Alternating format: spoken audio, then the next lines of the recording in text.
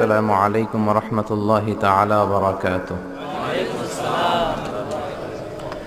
إن الحمد لله نحمده ونستعينه ونستغفره ونؤمن به ونتوكل عليه ونعوذ بالله من شرور أنفسنا ومن سيئات أعمالنا. من يهده الله فلا مضل له ومن يضلل فلا هادي له أي فلن تجد له وليا مرشدا. ونشهد أن لا إله إلا الله وحده لا شريك له هو الذي لا ضد له ولا ند له لا مثل له ولا مثيل له لا وزير له ولا كفيل له لا شبه له ولا شبيه له لا ولد له ولا والد له وهو الواحد الفرد الصمد لم يلد ولم يولد ولم يكن له كفوا أحد. ونشهد أن سيدنا ونبينا وحبيبنا وبشيرنا ونذيرنا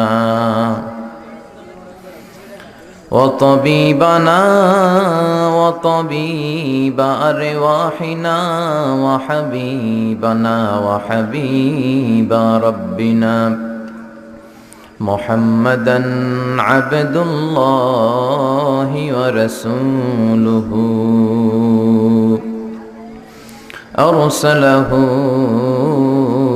بالحق بشيرا ونذيرا وداعيا إلى الله بإذنه وسراجا منيرا.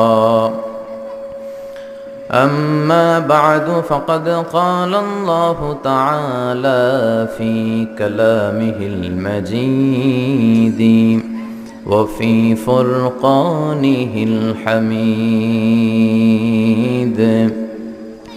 أعوذ بالله من الشيطان الرجيم. بسم الله الرحمن الرحيم. تبارك الذي بيده الملك وهو على كل شيء قدير. إن الله وملائكته يصلون على النبي يا أيها الذين آمنوا صلوا عليه وسلموا تسليما. اللهم صل على محمد وعلى آل محمد كما صليت على إبراهيم وعلى آل إبراهيم إنك حميد مجيد. اللهم بارك على محمد وعلى آل محمد كما باركت على إبراهيم وعلى آل إبراهيم إنك حميد مجيد. বিসমিল্লাহির রহমানির রহিম। সকল প্রশংসা আল্লাহর দরবারে যে আল্লাহ তাআলা আমাদেরকে প্রোগ্রাম শুরু করার তৌফিক এনায়েত করেছেন। চমৎকার একটি আয়াত দিয়ে আপনারা শুরু করেছেন বিসমিল্লাহির রহমানির রহিম। আমরা সব কাজ এই বিসমিল্লাহির রহমানির রহিম দিয়ে শুরু করব, পড়েন ইনশাআল্লাহ। জেগে ওঠো, সাবধান করো এবং তোমার রবের শ্রেষ্ঠত্বের ঘোষণা দাও। কুম ফাআনজির ওয়া রাব্বাকা ফাকাব্বির। হে নবী, আপনি দাঁড়ান সূরাতুল আলাকের প্রথম 5 আয়াত নাজিল হওয়ার পর অনেক দিন কোরআন নাজিল হয় না। After a long period of time Allah তাআলা নাজিল করলেন, ইয়া আইয়ুহাল মুদ্দাসসির কুম ফাআনযির ওয়া রাব্বাকা ফাকাব্বির ওয়া সিয়াবাকা ফাতাহহির। হে নবী, আপনি দাঁড়ান, বসে থাকার সময় আর নাই। আপনি বসে থাকার জন্য আপনার নবী বানানো হয় নাই, ঠিক কিনা? শুয়ে থাকার জন্য নবী বানানো হয়নি। ঘুমিয়ে কম্বল গায়ে দিয়ে ঘুমিয়ে থাকার জন্য আপনাকে প্রফেট হিসেবে পাঠানো হয়নি। কুম, দাঁড়ান। ওই যে নবী দাঁড়ালেন আর বসার সুযোগটাই পেলেন না। ওই যে নবী দাঁড়ালেন, দাঁড়িয়েই রইলেন। রাতের বেলা তাহাজ্জুদের জায়নামাজে দাঁড়িয়ে রইলেন, দিনের বেলা দিন কায়েমের আন্দোলনে দাঁড়িয়ে রইলেন, ঠিক কিনা? এজন্য দাঁড়িয়ে দাঁড়িয়ে আল্লাহর কাজগুলো করার দরকার আছে না নাই? বসে থাকা যাবে না।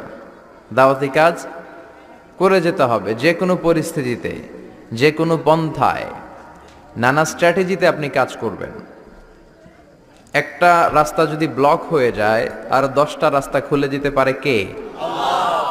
অভিনব পদ্ধতিতে আপনি দাওয়াতি কাজ করবেন। ইংল্যান্ডে আমার কিছু বন্ধুরা, ইংল্যান্ডের অনেক জায়গায় যত ট্রাশ ক্যান আছে, ডাস্টবিন, এই ট্রাশ ক্যান এর জায়গাগুলোকে ক্লিন রাখে, পরিচ্ছন্ন রাখে আর কি, খুবই পরিচ্ছন্ন করে তারা রাখে। তো লন্ডনের লোকেরা ভাবলো, কিরে এখানে না আগে এত ময়লা ছিল, এখন ময়লা কই? কোনো ময়লা নাই, এত পরিচ্ছন্ন কেন জায়গাটা? তো তারা দেখলো কিছু ইয়াং ছেলে পেলে তারা ময়লা পরিষ্কার করে, ভলান্টিয়ারি। আর প্রত্যেকের মুখের মধ্যে একটা মুখোশ লাগানো, মাস্ক পরা। মাস্ক চিনেন তো? ওটিতে, অপারেশন থিয়েটারে ডাক্তার যখন কাটা ছেঁড়া করে তখন একটা মাস্ক পরে, ঠিক কিনা? যাতে হাঁচি আসলে কিছু না পড়ে। তো ওই মাস্ক পরে তারা ক্লিন করে। Cleanliness awareness campaign in London. লন্ডনের এই পরিচ্ছন্নতা অভিযানে তারা অংশগ্রহণ করেছে। আর তাদের প্রত্যেকের গায়ে একটা টি শার্ট, মানে একটা গেঞ্জি, ওই গেঞ্জির পেছনে লেখা হচ্ছে MUHAMMAD, মানে হচ্ছে মোহাম্মদ। মানে কি? নামটা শুনলে ভালো লাগে? যারা বলেন নাই তাদের তো ভালো লাগে না, না? এই নামটা শুনলে ভালো লাগে? লাগে। বিশ্বনবীর নামটা শুনলে কলিজাটা ঠান্ডা হয়ে যায়। সুবহানাল্লাহ। তো সবাই যে দেখতে আরম্ভ করলো, কিরে এরা কারা? কিন্তু জিজ্ঞেস করারও সুযোগ নেই, কথা বলে না, মুখে মাস্ক, গায়ে গেঞ্জি, গেঞ্জিতে লেখা MUHAMMAD, মোহাম্মদ। তো তারা ভাবতে শুরু করলো, হু ইজ দিস মোহাম্মদ? কে এই মোহাম্মদ যার অনুসারীরা এত ভালো, যার অনুসারীরা এত ভদ্র, এত ডিসেন্ট ম্যানার তারা মেনটেইন করে, এত পরিচ্ছন্ন কেন তারা? কে মোহাম্মদ? তারা খুঁজতে আরম্ভ করলো। গুগল সার্চ বক্সে they started to type text MUHAMMAD, লিখলো Mohammad, and they find a big biography of Muhammad. They started to read, they become influenced, they started to cry, they become astonished, and some of them they accept Islam. পড়েন সুবহানাল্লাহ। তারা ইন্টারনেটে মোহাম্মদ লিখে search দিয়ে বিশ্বনবীর জীবনী পেয়ে গেল, পড়তে আরম্ভ করলো বিশ্বনবীর জীবনী। পড়ে আর অবাক হয়, পড়ে আর অবাক হয়, একজন মানুষ এত ভদ্র হতে পারে, এত শ্রেষ্ঠ হতে পারে, তার অনুসারীরা সব জায়গায় নিয়ম মেনে চলে। উনি কিছু না বললে তার সাহাবারা কোনো কিছু আগ বাড়িয়ে করে না। সুবহানাল্লাহ। বিশ্বনবী যখন যুদ্ধে কমান্ড দিতেন, ওইখানেও বিশ্বনবীর একটা স্পেশাল স্ট্র্যাটেজি ছিল। বিশ্বনবী তার সেনাবাহিনীকে 5 ভাগে ভাগ করতেন। কয় ভাগে? আলেম যারা আছেন তারা বুঝবেন। একটা হচ্ছে মাইমানা, ডান পাশের সোলজার, আরেকটা হচ্ছে মাইসারা, বাম পাশের সোলজার, আরেকটা হচ্ছে কালব, মাঝখানের সোলজার, আরেকটা হচ্ছে খালফ, পিছনের সোলজার, আরেকটা হচ্ছে মুকাদ্দিমাতুল জাইশ, এই ব্যাটালিয়নের একেবারে সামনের অংশের সোলজার। জোরে বলেন সুবহানাল্লাহ। একের পর এক বিশ্বনবী অ্যাটাকিং এ পাঠাতেন। এই তোমরা যাও, এই তোমরা যাও, এই তোমরা যাও। বিশ্বনবীর অর্ডার যখন হতো ঠিক তখনই তারা ঝাঁপিয়ে পড়তেন আল্লাহর নামে। জোরে বলেন ঠিক কিনা? আবার যুদ্ধে বিশ্বনবী ক্ষয়ক্ষতি কমানোর জন্য সেরেফ ঘোষণা দিতেন, খবরদার, আমরা আক্রান্ত হওয়ার আগে অ্যাটাক করি না। আমাদের অ্যাটাকিং সিস্টেম হচ্ছে ডিফেন্সিভ, উই জাস্ট ডিফেন্ড, আমরা আগে অ্যাটাক করি না। বিশ্বনবী বলতেন, অ্যাটাকের সময় সবাইকে গণহারে হত্যা করা যাবে, যারা দুহাত উঁচু করে বলে সিকিউরিটি সিকিউরিটি, মানে আল আমান আল আমান, তাদেরকে মারা যাবে। তাদের যে সন্ন্যাসী আছে, পুরোহিত আছে, তাদেরকে মারা যাবে, বৃদ্ধ বৃদ্ধা নারীদেরকে, বাচ্চাদেরকে মারা যাবে না। তাদের যে পশু আছে, অ্যানিমালস, এগুলোকে মারা যাবে না, তাদের গাছপালা কাটা যাবে না, ক্ষয়ক্ষতি যত বেশি মিনিমাইজ করা যায় এই পন্থায় বিশ্বনবী যুদ্ধ করতেন। পড়েন সুবহানাল্লাহ। ইংল্যান্ডের লোকেরা এগুলো জানতে শুরু করলো যে এই লোকটা এত ভদ্র, এই লোকটা এত বিচক্ষণ, এত অ্যামেজিং পার্সোনালিটি তিনি। অনেকে কালিমা পড়ে মুসলমান হতে শুরু করলো। পড়েন সুবহানাল্লাহ। এজন্য বিশ্বনবীর এই পন্থাগুলো আমাদেরকেও অ্যাডপ্ট করতে হবে। বিশ্বনবীর সুন্নাই আমাদের জন্য কল্যাণকর। বিশ্বনবী যা দিয়েছেন, যা এনেছেন, তাতে রহমত আর বরকত বেশি না কম? এজন্য বিশ্বনবীর সুন্নাগুলো মানতে রাজি আছেন তো? সবাই রাজি আছেন? আল্লাহ কবুল করুক। পড়েন আমিন। স্থান হচ্ছে মধ্যম শাহ দৌলতপুর, বাইতুন নূর জামে মসজিদ। বাইতুন নূর, চমৎকার নাম। একটা ঘরকে কেন্দ্র করে এতগুলো ঘরের উৎপত্তি। ওই ঘরটার নাম হচ্ছে কাবা। ঘরটার নাম কি? ইত্তাখাযাল্লাহু বাইতান ফিদ দুনিয়া। আল্লাহ দুনিয়াতে একটা ঘর নিলেন, নিজের নামের ঘর, ওইটা বাইতুল্লাহ। কিন্তু আল্লাহ কি ওই ঘরে থাকে? থাকে না। কিন্তু আল্লাহ ঘোষণা দিয়েছেন এটা উনার ঘর। এটা এত বরকতময় ঘর, পৃথিবীর অনেক মানুষের হাত এই ঘরের মধ্যে পড়েছে। ফেরেশতারা প্রথমে এই ঘর তৈরি করেছে। আবার এই ঘরের একেবারে উপরে বাইতুল মামুন নামে একটা ঘর আছে না নাই? আমরা কাবার চারদিকে তাওয়াফ করি, ফেরেশতারা তাওয়াফ করে বাইতুল মামুরের চারপাশে। 70,000 করে ফেরেশতা ঢুকে ইবাদত করে বের হয়ে যায়। Up to the day of judgement, কিয়ামত পর্যন্ত আর কেউ আরেকবার ওই বাইতুল মামুরে ঢোকার সুযোগ পায় না। কোন সুবহানাল্লাহ। তার ঠিক বরাবর নিচে আমাদের কাবা। প্রথমে এই কাবাকে তৈরি করলো ফেরেশতারা, তারপর তৈরি করলো সাইয়েদনা আদম, ওনার হাত লাগলো। সাইয়েদনা নূহ আলাইহিস সালামের সময় এমন প্লাবন হলো, বন্যা, ফ্লাড, ড্রাস্টিক্যালি ফ্লাড, সব ভেঙে চুরে শেষ, কাবাও শেষ। নূহ আলাইহিস সালাম নেমে আবার বানালেন। এরপর বানালেন ইব্রাহিম আলাইহিস সালাম। পড়েন সুবহানাল্লাহ। আল্লাহ একটা ফ্রেম দিলেন, ইব্রাহিম এতটুকু উঁচু করবা আমার ঘরটাতে, এতটুকু প্রশস্ত করবা, এতটুকু লম্বা করবা। কিন্তু উনি তো এত লম্বা না, এত লম্বা করবে কেমনে? নাগাল পায় না। বানানোর পরে দাঁড়িয়ে আছে, আর উপরের দিকে উঠতে পারে না। আল্লাহ বললেন, don't worry about it, I am sending a beautiful stone from paradise.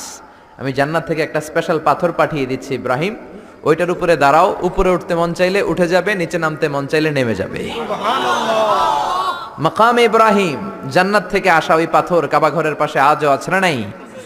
উনি দাঁড়ালেন, উপরে ওঠা দরকার উঠে যেত অটোমেটিক, নিচে নামা দরকার নেমে যেত।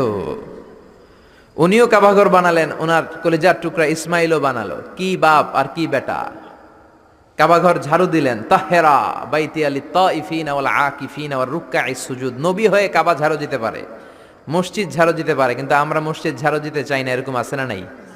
মসজিদেরি ঝাড়ু বারদার, ও কামারে হাত শোনো আমার মুনাজাত, শোনো শোনো ইয়া ইলাহি আমার মুনাজাত, শোনো আমার মুনাজাত। পড়েন আমিন।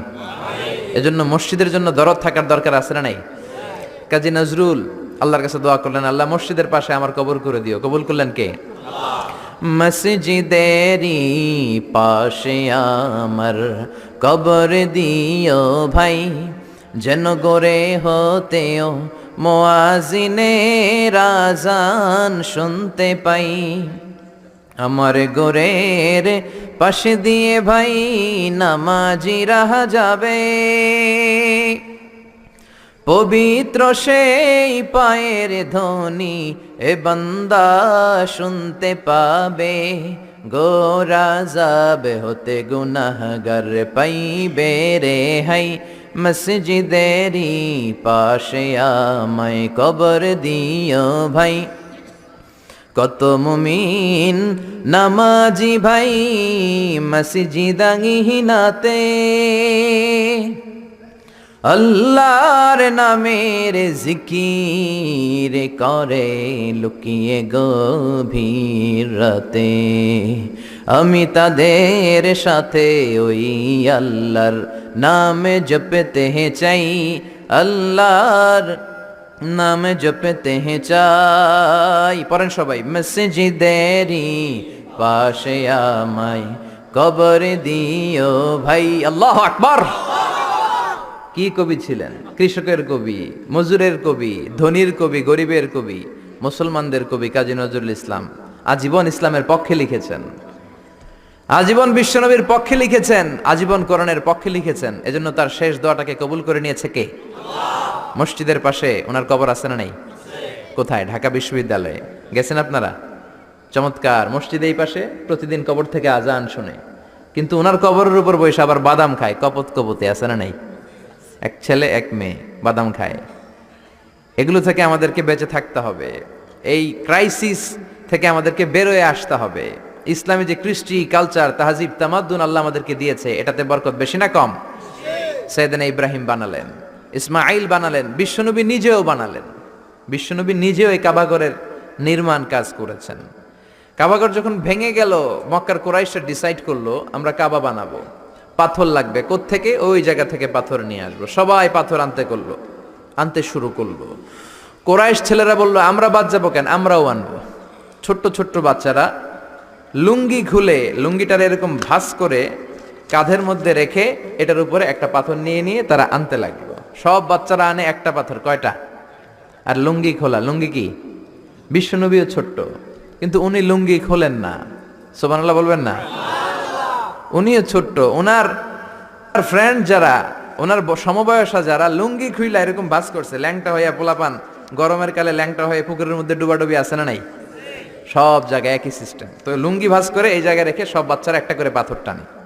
বিশ্বনবী টানে দুইটা করে। কয়টা করে? কিন্তু পরনের লুঙ্গি পরনে আছে না নাই? লুঙ্গি খোলেন না। এটা তো সাধারণ মানুষ না, এটা অসাধারণ মানুষ। এটা যেন তেন মানব নয়, এটা মহামানব। ঠিক কি না? আপনি ব্রিটিশ মিউজিয়ামে ঢুকবেন, সাদা পাথরের ফলকে লেখা, as a father, as a teacher, as a law giver, as a law maker, as a reformer of the society, as a commander, as a messenger, Muhammad is the superman of the world. সুবহানাল্লাহ বলেন। বিশ্বনবীকে Superman বলা হয়। বুক ফুলে যায় আমাদের, কলিজা ঠান্ডা হয়ে যায়। ঠিক কিনা? বিশ্বনবী দুইটা করে পাথর টানে, ওনার বয়সের বন্ধুরা টানে একটা। বিশ্বনবীর চাচা আবু তালেব বলল, মুহাম্মদ তুমি ছোট্ট মানুষ, তোমার বয়সের ছেলেরা পাথর টানে একটা, তুমি টানো দুইটা। আর সবাই লুঙ্গি খুলে ফেলেছে যাতে কাঁধের মধ্যে ব্যথা না পায়, চোট না পায়। তুমি যেহেতু দুইটা করে পাথর টানো, তুমিও তোমার লুঙ্গি খোলো। খোলো, লুঙ্গি খুলে রাখো। ছোট্ট মানুষ, কি হয়েছে, খোলো না একটু। এরকম মুরব্বীরা অনেকে বলে কি বলে না? বাংলাদেশে এরকম আছে, মুরব্বীরা বলে আরে লুঙ্গি খুল বেটা, সমস্যা নাই, ছোট্ট মানুষ না। এগুলো করবেন না। যত ছোট্ট বাচ্চা হোক, ওর একটা প্রেস্টিজ আছে না নাই? ওর একটা সম্মান আছে না নাই? এখন থেকে যদি এই অসম্মানগুলো শিখান, ইচ্ছা মতো ঘুষ খাবে, ঘুষ খাইয়া কোপায় ফেলবে সব। শরম থাকবে না, লজ্জা থাকবে না, টেবিলের উপর দিয়েও নিবে, নিচ দিয়েও নিবে। এরকম বেয়াদব আছে না নাই? ছোটবেলা থেকে আদব ঢুকিয়ে দেন, ছোটবেলা থেকে সম্ভ্রম বোধ ঢুকিয়ে দেন, ছোটবেলা থেকে প্রেস্টিজ ঢুকিয়ে দেন, আল্লাহর ওলি হয়ে যাবে। ঠিক কি না? ছোটবেলা থেকে মেয়েগুলোর মাথায় পর্দা নামিয়ে দেন, বুকের মধ্যে ওড়না দিয়ে দেন, ওদের ওড়না সরাবেন না। বইলেন না ছোট্ট মানুষ, বোরকা পরার দরকার নাই। এরকম আল্লাহ দিয়ে যদি বড় করেন, এগুলাই তসলিমা নাসরিন হবে, এগুলাই ঐশী হবে, এগুলাই রামদা দিয়ে মার বাবারে কোপাবে। জোরে বলেন ঠিক কি না? আগে মাহফিলের বিষয় দিতে হুজুর, প্রধান বক্তা আপনি, আপনার আলোচনার বিষয় মাতা পিতার খেদমত। এখন দে হুজুর খেদমতের গুল্লি মারি। বিষয় হচ্ছে মাতা পিতারা যাতে রামদা দিয়া না কোপায়, এই বিষয়ের উপর ওয়াজ করবেন। ঠিক কি না? ঐশী এসপি বাবা না, মা কত শিক্ষিতা, কোপাইয়া সাইজ করে ফেলস। এজন্য ইসলামী শিক্ষাগুলো শেখানোর দরকার আছে না নাই? বিশ্বনবী বললেন না চাচা, I can't do it, I feel shy. ও চাচা আমার শরম লাগে। কি লাগে? এই শরমের একটা গুরুত্ব আছে না নাই? বিশ্বনবী এক সাহাবীর পাশ দিয়ে যাচ্ছেন, ওই সাহাবীর বড় ভাই ওরে ধমকায়, এত শরম পাস কেন? এত শরম পাইলে জীবনে কি করবি? বিশ্বনবী বললেন না না, ইদা লাম তাস্তাহি ফাসনা মা শিতা, তোমার যখন শরম থাকবে না, তুমি সবই করতে পারবা। ছোট ভাইটার এরকম ধমক দিও না, ও শরম পায় খুব ভালো। শরমটা খুব ভালো জিনিস। ঠিক কি না? এখন শরম নাই, লাজ নাই, লজ্জা নাই, ভালোবাসা নাই, বিয়ে করেও মানুষ আনন্দ পায় না। ঠিক কি না? মেয়েদের সাথে সব সময় ঘুরে, তো তোর বউরে নিয়ে তুই আনন্দ পাবি কেমনে? আমাদের দেহে একটা ইলেকট্রিক্যাল ভাইব্রেশন আছে। ডিফারেন্ট সেক্স, ডিফারেন্ট লিঙ্গের সাথে যখন কেউ মিলবে, একটা মেয়ের পাশে বসবে একটা ছেলে, তার মধ্যে এমনি ভাইব্রেশন শুরু হবে, ঠিক কিনা? কিন্তু বিয়ের আগে এই ভাইব্রেশন গুলো শেষ। কম্বাইন্ড শিক্ষা ব্যবস্থা, এইদিকে বয়ফ্রেন্ড এইদিকে গার্লফ্রেন্ড একসাথে বসে, বিয়ের আগে লাজ শরম সব শেষ হয়ে যায়। এজন্য বিয়ের পরে তাদের দাম্পত্য জীবনে কোনো আরাম নাই, সুখ নাই। আপনার সুখ তো আল্লাহ শুরু করেছে বিয়ে দিয়ে। বাসরাতে বউয়ের ঘোমটা যখন আপনি তুলবেন, লজ্জায় তার চেহারাটা যখন লাল হয়ে যাবে, তখনই তো আপনার সুখ আল্লাহ ঢালতে শুরু করবে। চিল্লায় বলেন ঠিক কিনা? এখন বউয়েরও শরম নাই, জামাইয়েরও শরম নাই, কারণ এই ক্লাস আগেই পার করে আসছে, ঠিক কিনা? এই ছেলে মেয়েদের সাথে ওঠা বসা, মেলা মেশা, ফ্রি মিক্সিং, এগুলো তো আগেই শেষ, আগেই শেষ। এখন বলে আমার জিএফ আসছে, জিএফ, আমার বিএফ আসছে, বিএফ। এগুলো কি? জিএফ কি রে? ওই যে কয় গার্লফ্রেন্ড, সব জানে। বয়ফ্রেন্ড, ফেসবুকে আমি দেখলাম লেখছে ক্রাশ খাইছে, ক্রাশ। কি রে, এটা কই পাওয়া যায়? কয় হুজুর এটা ওইটা না। আহা, কপাল পোড়ায় জাতি, শরম নাই, লজ্জা নাই। লাজ লজ্জা খুব ভালো জিনিস আমার ভাইয়েরা। কোন এলাকায় দেখি? এই ক্যান্টনমেন্ট দৌলতপুরের, মধ্যম শাহ দৌলতপুরে, যাদের কানে আমার মাইকের আওয়াজ যায়, মায়েরা বোনেরা, লজ্জা শরম তোমাদের ভূষণ, এটা তোমাদের সিকিউরিটি, এটা তোমাদের সেফ গার্ড। এজন্য বেশরম হবা না, নির্লজ্জের মতো পাখি ড্রেসের জন্য কান্নাকাটি করবা না, লেহেঙ্গার জন্য বায়না ধরবা না, বোরকা পরবা, সম্মান বাড়াবে কে? আছি আমরা এখন জামানায়, লাজ শরম গেছে হারায়, পাতলা শাড়ির বাহার, পাখি ড্রেস, লেহেঙ্গা পোশাক দেখে নারীর লাজে মরে যাই, হায় হায়। আছি আমরা এখন জামানায়, লাজ শরম গেছে হারায়, ঠিক কিনা? লাজ শরম হারাবেন, নিজের কপালে নিজে কুড়াল মারবেন। এই জন্য দাম্পত্য জীবনে সুখী না। আমাদের কাছে এসে বলে হুজুর আমার বউরে আমার ভালো লাগে না। তো ভালো লাগবো কেন? তুই তো আরো 10 ক্লাস পার করে আসছিস, এমন কোনো আকাম কুকাম নাই, তুই করস নাই।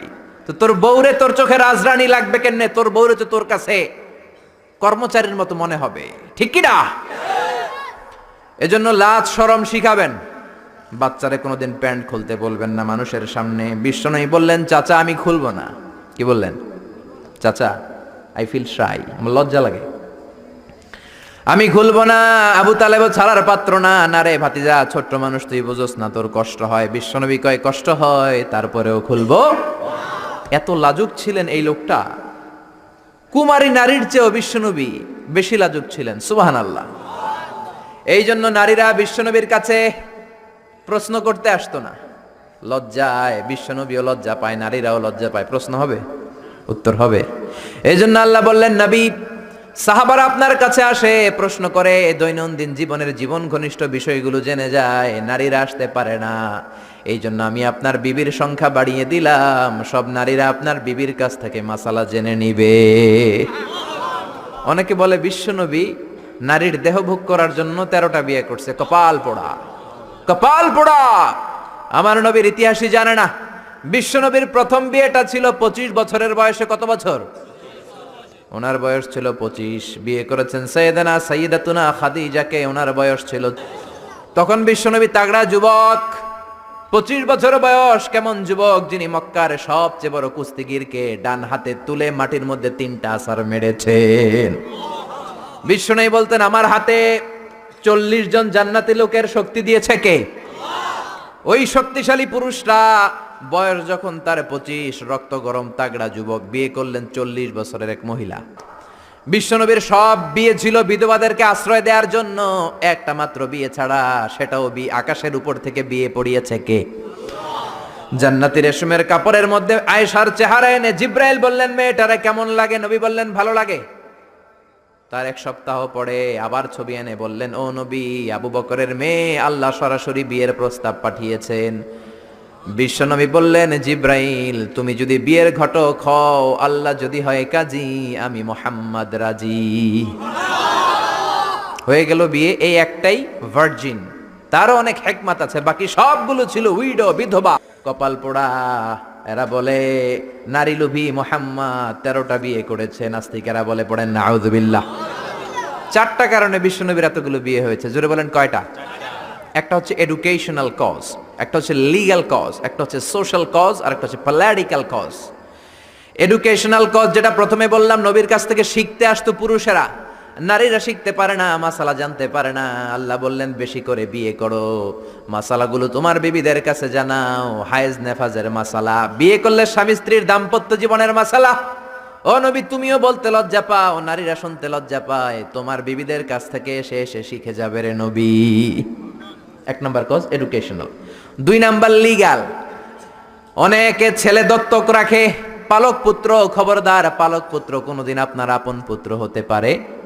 যায়েদ বিন হারেসাকে বিশ্বনবী ছেলের মতো রাখলেন। সবাই বলতে আরম্ভ করলো যায়েদ বিন মুহাম্মদ, মুহাম্মদের ছেলে যায়েদ। আসলে কি মুহাম্মদ সাল্লাল্লাহু আলাইহি ওয়াসাল্লামের ছেলে না, হারেসার ছেলে। এইটা বোঝানোর জন্য যায়েদ বিন হারেসা যখন জাইনাব বিন জাহাশকে তালাক দিলেন, বিশ্বনবী বললেন তুমি তোমার পালক পুত্রের বউকে এখন বিয়ে করবা। সুবহানাল্লাহ। Legal cause to inform the society the legal rule of ইসলাম।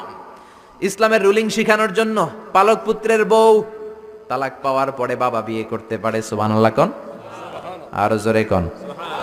2টা গেল। 3 নাম্বার সোশ্যাল কারণে আমার নবী ছিলেন সামাজিক। সামাজিকতার বন্ধনকে শক্ত করার জন্য কিছু বিয়ে করলেন। কেমন? বিশ্বনবীর রাইট হ্যান্ড, ডান হাত ছিল আবু বকর। আল্লাহ বললেন তোমার যেহেতু ডান হাত, বিয়েটা করলে তো আরো শক্ত হবে ডান হাত, ঠিক কি না? আবু বকরের মেয়ের সাথে বিয়ে। বিশ্বনবীর লেফট হ্যান্ড, বা হাত ছিল ওমর। ওমরের এক বউ হাফসারে বিয়ে করলেন, এও তালাক খাওয়া। ডান হাত বাম হাত, এই যে সোশ্যাল কারণে বিশ্বনবী বিয়ে করলেন। 4 খলিফা। 4 খলিফার প্রথম 2 জন বিশ্বনবীর শ্বশুর, পরের 2 জন বিশ্বনবীর জামাই। সুবহানাল্লাহ। বাড়িতে যায় বললেন আল্লাহু আকবার। আবু বকর, সাইয়েদনা ওমর বিশ্বনবীর শ্বশুর, আর ওসমানকে দিলেন 2 মেয়ে, আলীরে দিলেন 1 মেয়ে। আল্লাহু আকবার।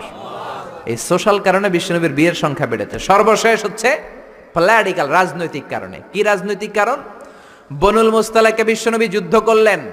যুদ্ধ করার পর বনুল মুস্তালাকের লিডারের নাম ছিল হারিস বিন মেরার।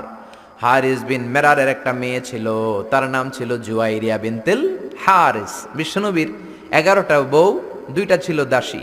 প্রথম বউ হচ্ছে খাদিজা বিনতে খুয়াইলিদ, এরপর আয়েশা বিনতে আবি বকর, হাফসা বিনতে ওমর, জাইনাব নামে 2 বউ, জাইনাব বিনতে জাহাশ, জাইনাব বিনতে খুজাইমা, মাইমুনা বিনতুল হারিস, জুয়াইরিয়া বিনতুল হারিস, সাউদা বিনতে জামাআ, সাফিয়া বিনতে হুয়াই ইবনে আখতাব, উম্মে হাবিবা, রামলা বিনতে আবি সুফিয়ান, উম্মে সালামা বিনতে আবি উমাইয়া। এই 11 জন বউ। সুবহানাল্লাহ পড়েন।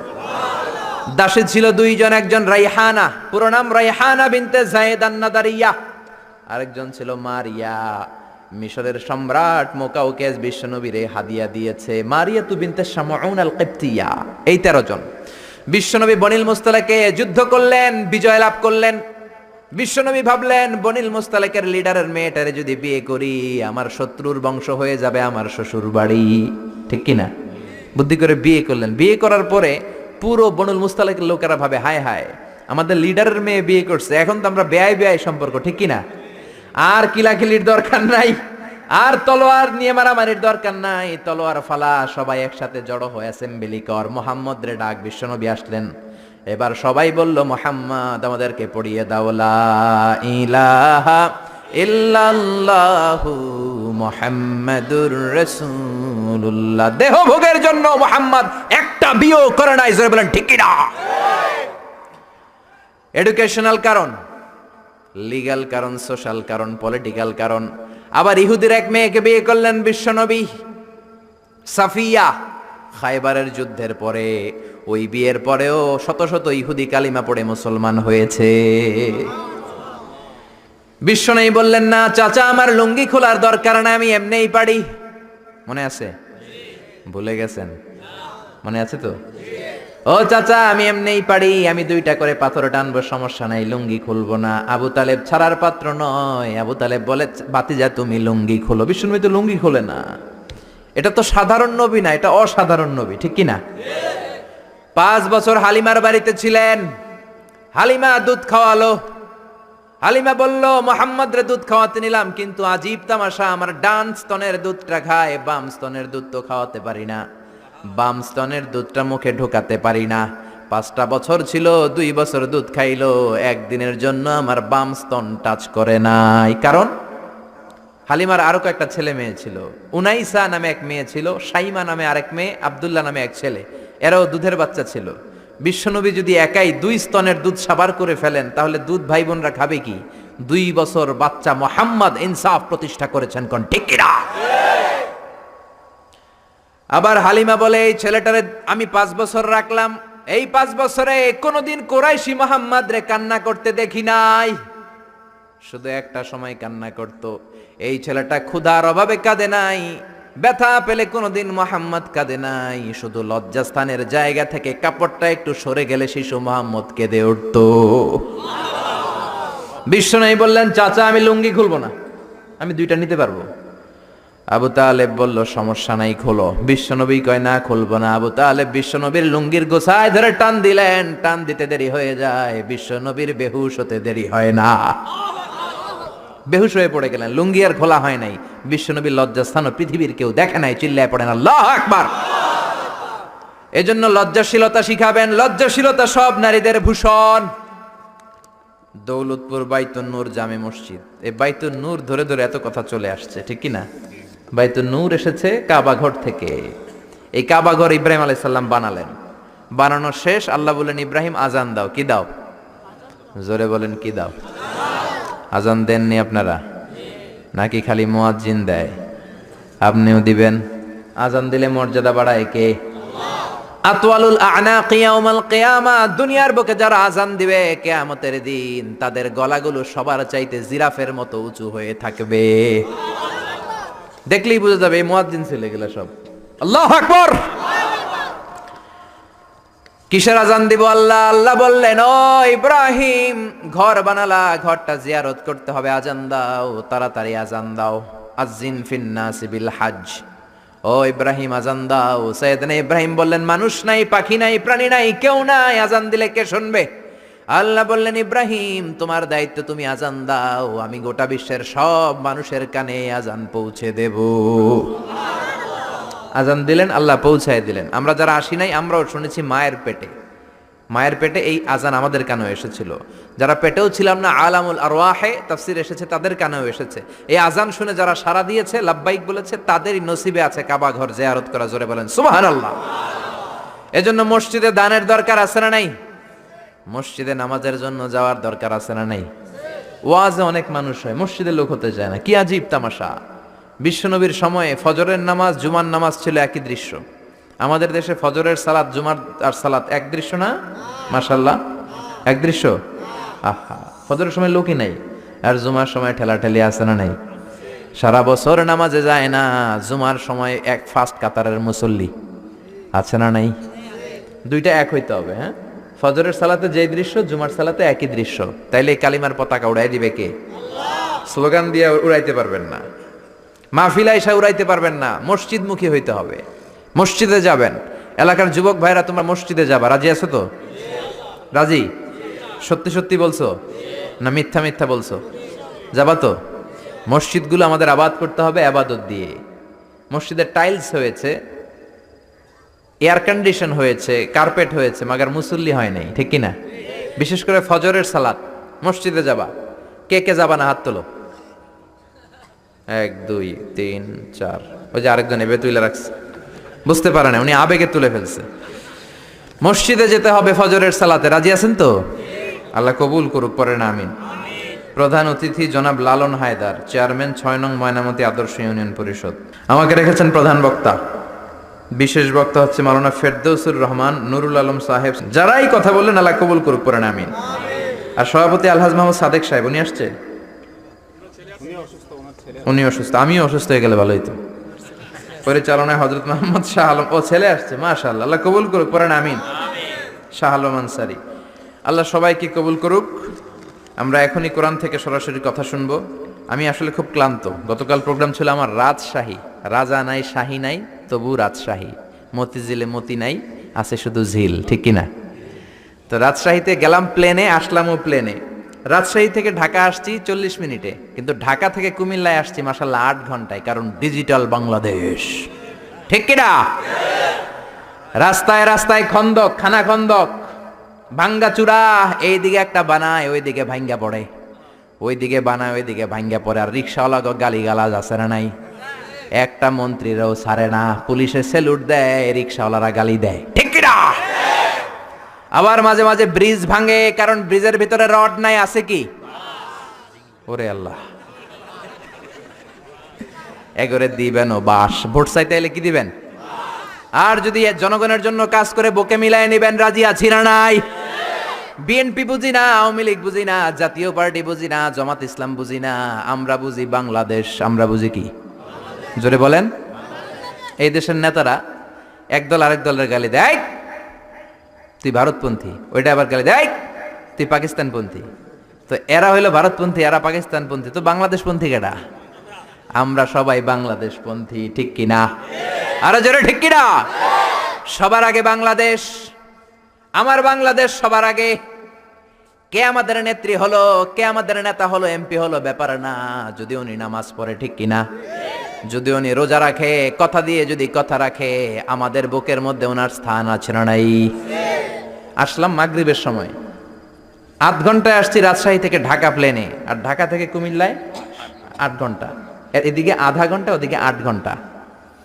আল্লাহ এদেশের নেতা নেত্রীদেরকে আরো বেশি খেদমত করার তৌফিক দান করুক, পড়েন আমিন। তো এজন্য প্রচন্ড ক্লান্ত হয়ে আছি। আপনারা এখন যেমনি চুপচাপ, শেষ পর্যন্ত চুপচাপ থাকবেন আর আমার কথার সাথে রেসপন্স করবেন, তাহলে কিছু কথা আপনাদের সাথে শেয়ার করবো ইনশাআল্লাহ। পড়েন। শুরুতে 3টা তাকবীর দিবেন। প্রথমে দিবেন বিবাহিতরা, তারপরে দিবেন অবিবাহিতরা, তারপরে সবাই মিলে। আমি পড়বো লিল্লাহি তাকবীর, প্রথমে বিবাহিতরা পড়বেন আল্লাহু আকবার। রাজি আছেন তো? নাকি রাগ করতেছেন? রাগ করতেছেন? আমার কথা বোঝা যায় তো? ক্লিয়ার না? রাজশাহীতে বুঝাইতে অনেক কষ্ট হয়েছে। এই রাজশাহীর সাথে পাবনার মিল আছে। এরা নরে বলে ল, নরের ল বলে, লৌকা লৌকা বলে। কি বলে? লৌকা লৌকা। নোয়াখালীতে শর্ট করে ফেলে, সিম্পল। ওরা বলে, আমরা বলি তুমি খেয়ে শুয়ে যাও, নোয়াখালীরা কয় তুই খাই হতি যা। তুমি এখান দিয়ে এসে ওখান দিয়ে যাও, এরা কয় তুই ইয়ান দিয়ে হ্যান দি যা। আবার ফেনিওয়ালারা ফেনিরে ডাকে হেনি। কি ডাকে? হেনি কলেজে টিয়া লই, সবাই কয় সুদূর বুদুর চলতো ন মিছিল, মানে ফেনী কলেজের টাকা নিয়ে উল্টাপাল্টা চলবে না। তো আমার সেনবাগে মাহফিল, এই বছর তো নোয়াখালীতে যে কি পরিমাণে মাহফিল, প্রতিদিন নোয়াখালী মাহফিল আমার এই সামনের কিছুদিন থেকে শুরু হচ্ছে। তো সেনবাগে বললাম, ভাইয়েরা পানি রে কি কন? কয় হানি। পান রে কি কন? কয় হান। তাহলে পেঁপে রে কি কন? কথা কয় না। পানি যদি হানি হয়, পান যদি হান হয়, পেঁপে হবে হে হে। কিন্তু কয় না হুজুর, আমরা কই পাপ্পিয়া। তার মানে জাতে মাতাল তালে, জাতে মাতাল তালে ঠিক। ভাষাগুলো আমার কাছে খুব সহজ। আমি যেখানেই পড়েছি লোকজন বলে, মিজান তুমি খুব সহজে ভাষা ধরতে পারো। মিশরে পড়লাম 5 বছর, চট্টগ্রাম শিখে ফেলছি আমি। দারুন্নাতে ছিলাম, বরিশালের ভাষা শিখছি। বাসার পাশে এক নোয়াখালীর খালাম্মা আছে, হ্যাঁ থেকে নোয়াখালীরা শিখছি। আমার আম্মারে জানলা দিয়ে একদিন বলতেছে, আহারি আফা কইন না বুঝিনি কেন আঙ্গ হেতেনে 3 বছর ধরে কুয়েত গেছে, হারি আর কাছে একটা সিডিও হারাইনো, হেতেলে আর কইল যে হাড়ি যায়। লেদা গেছে খেলতো, আর লেদি গেছে হইতো বুঝিনি কেন, কুত্তা জ্ঞান হুতি রইছে, আর হে তিরুফরে আল্লাহর গজব হইতো। মহিলাদের মধ্যে এই স্বভাবটা আছে, কিছু হইলে হে তিরুফরে আল্লাহর ঠেড়া হইতো, লানত হইতো, গজব হইতো, আছে না নাই? এজন্য বিশ্ব নেই বললেন, নারীরা 2 কারণে জাহান্নামে যাবে বেশি। এক হলো তাকফুরনাল আশিরা, তুকসিরনাল লানা, স্বামীর না শুকরি করো আর বেশি বেশি লানত দাও। দেয় কি দেয় না? নারীরা লানত দেয় কি দেয় না? এই ভাষার ডাইভার্সিটি যে কত মজা। চট্টগ্রামের ভাষাটা খুব কঠিন। আমরা প্রাইমারি স্কুলে পড়াই বাচ্চাদেরকে, পড়ো ডিওজি ডগ মানে কুকুর, এরা পড়ায় পড়ো ডিওজি ডগ মানে হত্যা। ডগ মানে কি? আবার বানান করায় পড়ো কলস ঠিল্লা, কারণ চট্টগ্রামে কলস রে কয় ঠিল্লা। কলস এতটুকু ঠিক আছে, বানান করো কলস, তারপর ঠিল্লা। সুবহানাল্লাহ কইবেন না? এক বাংলাদেশ, জেলাটা পার হইলেই ভাষা আলাদা। আল্লাহু আকবার। ময়মনসিংহ, কিশোরগঞ্জ মাহফিল আছে না নাই? ওইখানে গেলে কথা বোঝা যায় না, সব খ, এরা বলে ক। একজন কয় হুজুর কবর দেখবাম, কবর টিভি সারুন। আমি বললাম কার কবর? জিয়াউর রহমানের কবর না বঙ্গবন্ধুর কবর? কয় হুজুর রাত 8টার কবর। আসলে শব্দটা কবর নাকি খবর? সিলেটিরা পুরা উল্টা, এরা এগমুখ দিয়ে কিলাইলো ক বের হয় না, খালি খ। আমি কাতার যাচ্ছি, সিলেটি এক লোক বসছে, আমার শুরু করছে, আপনার বাড়ি খন খানো, খন খানো পড়ালেখা করছইন? কয় আমি এই খানো দাঁড়ামো, তুই খাইতা করবি খর। সুবহানাল্লাহ বলবেন না? এইভাবে এক এক জেলার এক এক রকম। নরসিংদীর রায়পুরাতে গেলাম, আমার ভাইয়েরা রায়পুরা বলতে পারে না, রে কয় ল। রায়পুরা রে কয় লাইপুরা, কয় লাইপুরা লাতা মুরগি দিয়া লাইতের বেলা কাইয়া লেলাইন দেয় ফুটছি। তার মানে ও যত র পাবে ওটারে বলবে কি। এরপর বরিশালে গেলে ক বলতে পারে না। দারুন নাজাতে পড়াশোনা করলাম 7 বছর। আল্লাহ দারুন নাজাতের সব শিক্ষককে তুমি কবুল করে নাও, ছাত্রদেরকে কবুল করে নাও। আসলে আলেম গড়ার মার্কাজ, এলেম আমল আছে। কেউ যদি বলে হুজুর ছাত্র কই দিব, এক কথা আমি বলি দারুন নাজাতে দেন। 7 বছর আমি পড়েছি, আমার রক্ত মাংস মিশে আছে দারুন নাজাতের সাথে। প্রিন্সিপাল হযরতুল আল্লাম আখম আবু বকর সিদ্দিক আমার মাথার তাজ, হুজুর শুদ্ধ ভাষায় কথা বলেন, কিন্তু মাঝে মাঝে বরিশালের ভাষাতে আমাদের সাথে কথা বলতেন। এত চমৎকার বরিশালের ভাষা, মনু এই বিলে করলে কি ওইবে, এরকম ডেকে ডেকে বলতো। আর কথায় কথায় এরা বলে মনু, ক বলতে পারে না বরিশালের ভাইয়েরা। কয়রে বলে হ, টাকারে কি বলে টাহা। কয় মুই 20 টাকার কাম হটছি, মোরে 15 টাকা দিলে কেন, এমনকি 5 টাকাটা দেবা না, মূল্য ঠাবাটাবি বাজাবা মনু। এই ভাষার ব্যতিক্রম কোরআনের মধ্যেও আছে। আমরা পড়ি মালিকি ইয়াউমিদ্দিন, অনেক জায়গায় পড়ে মালিকি ইয়াউমিদ্দিন। আমরা পড়ি সিরাতাল মুস্তাকিম, অনেক জায়গায় জিরাতাল মুস্তাকিম। আমরা পড়ি কাইফা নুনশিরুহা, আরেক জায়গায় কাইফা নুনশিজুহা। পার্থক্য আছে না নাই? এজন্য ভাষার সৌন্দর্য আল্লাহর দেয়া। আমার কথা বুঝতেছেন তো? আচ্ছা, 3টা তাকবীর দিব। প্রথমে বিবাহিতরা, এরপর অবিবাহিত, এরপরে সবাই মিলে। রাজি আছেন না? কষ্ট হবে? আচ্ছা, শুরুতে বিবাহিতরা। আমি পড়বো লিল্লাহি তাকবীর, আপনারা বলবেন আল্লাহু আকবার। বিবাহিতদেরকে আপনার আঞ্চলিক ভাষায় কি বলেন? বিয়াতা। আর অবিবাহিত আবিয়াতা। বিয়াতা বানাম আবিয়াতা। বিয়াতারা রেডি হন। আমি লিল্লাহি তাকবীর বললে আল্লাহু আকবার বলবেন। বিয়াতারা রেডি? রেডি? হেরা যে রেডি এটাও কইতে পারে না। রেডি? বিয়াতারা তাকবীর দেন। লিল্লাহি তাকবীর। জোন নাই, রোজা রাখছিল আজকে, নফল রোজা। এবার আবিয়াতারা। বিয়াতাদেরকে হারায় দেওয়ার দরকার আছে না নাই? হারায় দেওয়া যাবে তো? লিল্লাহি তাকবীর।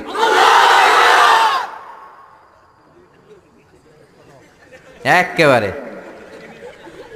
একেবারে হোয়াইট ওয়াশ নাকি বাংলা ওয়াশ? আর সবাই মিলে দেন 3টা। সবাই মিলে 3টা দেন, যাতে প্যান্ডেল কাঁপে। আমি দেখবো কাঁপে কিনা। 1 নাম্বার লিল্লাহি তাকবীর। এই যে কাঁপতেছে, আপনি নাড়া দিচ্ছেন শরীরটা এমনি। আপনার শরীরটা নাড়া দেওয়াতে আল্লাহু আকবার কে যে নাড়াটা দিছে, ওই ধাক্কাতেই কেঁপে গেছে। নাড়া দেওয়া যাবে না। হ্যাঁ, আপনি স্ট্রেট বসে থাকেন, শুধু আপনার মুখ নড়বে। হ্যাঁ, নাড়া দিয়েন না। এবার জোরে তাকবীর দেব যাতে প্যান্ডেল কেঁপে যায়। লিল্লাহি তাকবীর। হ্যাঁ, এবার কাঁপতেছে, মাশাআল্লাহ। আরেকটা দেই, লিল্লাহি তাকবীর। আমি খুতবার শুরুতে একটা আয়াত তেলাওয়াত করেছি। আয়াতটা হচ্ছে সূরাতুল মুলকের। কোন সূরা? সবাই বলেন নাই কোন সূরা? আমি সব জায়গায় বলি যে এটা ক্লাস। তাফসীর মাহফিলটা কি? আদান প্রদান হবে, প্রশ্ন উত্তর, প্রশ্ন উত্তর। রাজি আছেন তো? উত্তর না দিলে কথা হবে না, উত্তর দিলেই আমার কথা সুন্দর হবে, ঠিক কি না? আর বুঝার চেষ্টা করতে হবে প্রাণের ভাইয়েরা আমার, বুঝতে হবে আমলের নিয়তে। ইখলাসটা বড় জরুরি। অনেক প্রধান বক্তা কিয়ামতের দিন জাহান্নামে যাবে, অনেক দানশীল ব্যক্তি জাহান্নামে যাবে, অনেক শহীদ ফি সাবিলিল্লাহ জাহান্নামে যাবে। সহিহ হাদিস। প্রধান বক্তা বলবে, আল্লাহ, বাংলাদেশের এমন কোন জেলা নাই যেই জেলায় আমি কোরআনের দাওয়াত নিয়ে যাই নাই। আল্লাহ বলবেন, না না, তুমি দাওয়াত নিয়ে গিয়েছো যেন লোকেরা তোমার নামে তাকবীর দেয়, এই জন্য। আমার ভয় তোর অন্তরে ছিল না, তুই জাহান্নামে যা, go to the hell fire. এক লাথি মেরে প্রধান বক্তারা জাহান্নামে পাঠাবে। ওই রকম প্রধান বক্তা আল্লাহ তুমি আমাদেরকে বানিও না, বলে না আমিন। অনেক দানশীল জাহান্নামী হবে। আল্লাহ বলবেন তুইও জাহান্নামে যা। দানশীল বলবে, আল্লাহ, আমার এলাকায় যত মসজিদ আছে সবগুলো আমি বানাইছি। আল্লাহ বলবেন, কথা ঠিক, কিন্তু তুমি বানিয়েছো তোমারে দানবীর বলবে। এজন্য দানশীল, দ্য বিজনেস ম্যাগনেট, হাতেম তাই উপাধি তোমাকে দিবে। এই জন্য তো হাতেম তাই উপাধি তো দুনিয়াতে তুমি পেয়েছো, আমার কাছে কি চাও? আমার কাছে তোমার জন্য কিচ্ছু নাই, go to the hell fire, জাহান্নামে যা। সবচেয়ে ভয়ঙ্কর হলো শাহিদ ফি সাবিলিল্লাহ, জাহান্নামে যাবে। আল্লাহর রাস্তায় যুদ্ধ করে দেহের তাজা রক্ত বিলিয়ে শহীদ হয়েছে, তারাও জাহান্নামে। সবাই না, যাদের ইখলাস নাই। শহীদ বলবে, আল্লাহ, আমি কেন জাহান্নামী? আল্লাহ বলবেন, তুইও যা। আল্লাহ, আমার দেহের তাজা রক্ত বিলিয়ে দিয়ে তোমার কালিমার পতাকা গেড়েছি, আমি কেন জাহান্নামে যাব? আমার তো জান্নাত পাওয়া দরকার। আল্লাহ বলবেন, না না, তুমি যুদ্ধ করেছো যাতে লোকেরা তোমাকে বীর বলে, বীর। লোকদের বাহাবা পাওয়ার জন্য যুদ্ধ করেছো, দেখানোর জন্য যুদ্ধ করেছো, সব লোক দেখানো, শুধু রিয়া, রিয়া আন্নাস। মানুষকে তো ঠিকই দেখাইছো, তুমি খেলা তো দেখাই আসছো দুনিয়াতে। যা চাইছিলা তা তো দুনিয়াতে পেয়েছো, আমার কাছে পাওয়ার কিছু, তুমিও জাহান্নামে যাও। আমরা কি ওই শ্রেণীর লোক হতে চাই? এজন্য অন্তরে ইখলাসের দরকার আছে না নাই? কে ওয়াজ করলো? হুজুরের কণ্ঠ কেমন, দেখতে কেমন, হুজুর গরম করতে পারে কিনা, ওয়াজ জমাইতে পারে কিনা, এরকম টেন্ডেন্সি আছে না নাই? অনেক জায়গায় গেলে হুজুর ওয়াজ জমাইতে হবে। আরে ভাই, ওয়াজ আবার জমাই কেমনে? আমি তো কোরআন থেকে কথা বলবো, আপনারা শুনবেন, নোট করে নেবেন, আমলের চেষ্টা করবেন, এটাই তো, ঠিক কিনা? আবার বলে হুজুর ঠান্ডা ওয়াজ এইখানে চলে না, গরম ওয়াজ দিবেন, গরম। এগুলার একটার মধ্যে ব্যক্তিগত জীবনে আমল নাই, ঠিক কিনা? ওয়াজ হবে আল্লাহর সন্তুষ্টির জন্য, বিশ্বনবীর শেখানো পন্থায়। মনের মধ্যে দরদ থাকবে, যাদেরকে বলছেন দরদ নিয়ে বলবেন, দরদ নিয়ে শুনবেন। অন্তর থেকে কথা বললে ওই কথা মানুষের অন্তরে যে লাগে, মুখ দিয়ে বললে শুধু কানে লাগে, ঠিক কিনা?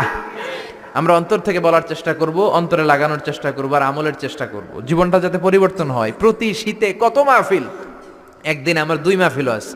এবছর শুরু করছি ফজরের পর থেকে, ফজরের পরে মাহফিল আছে, জোহরের পরে আছে, বাদ মাগরিব আছে, বাদ এশা আছে, বিভিন্ন সময় মাহফিল। তার মানে এক একটা গ্রামে শুধু তাফসির প্রোগ্রাম আর তাফসির প্রোগ্রাম।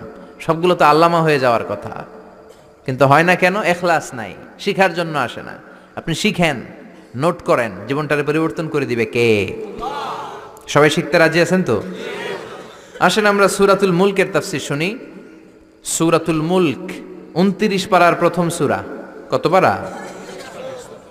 আয়াত 30টা। কয়টা? মাক্কি সূরা। মাক্কি না মাদানী? রুকু 2টা। জোরে বলেন কয়টা?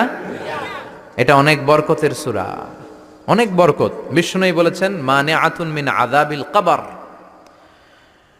মুস্তাদরাকুল হাকিমের হাদিস, বিশ্বনবী বলেন আল মানিআতু মিন আযাবিল কবর ইন্না ফিল কুরআনি সূরা। কোরআনে একটা সূরা আছে যেটা কবরের আযাব থেকে বাঁচিয়ে দেয়।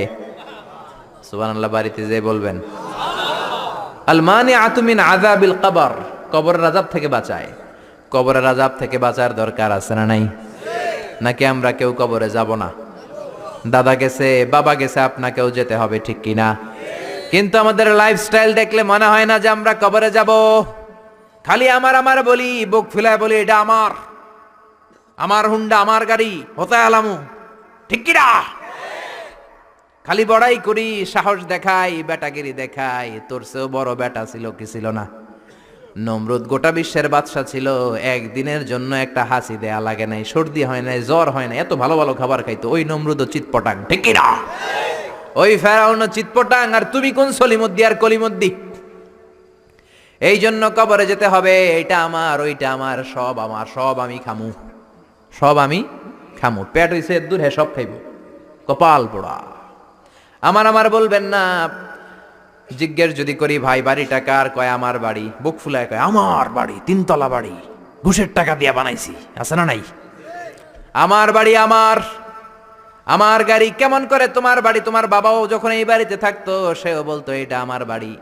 তোমার দাদাও যখন থাকতো সেও বলতো আমার বাড়ি। তোমার দাদার দাদার দাদাও যখন এই বাড়িতে থাকতো সেও বলতো এটা আমার বাড়ি, ঠিক কিনা?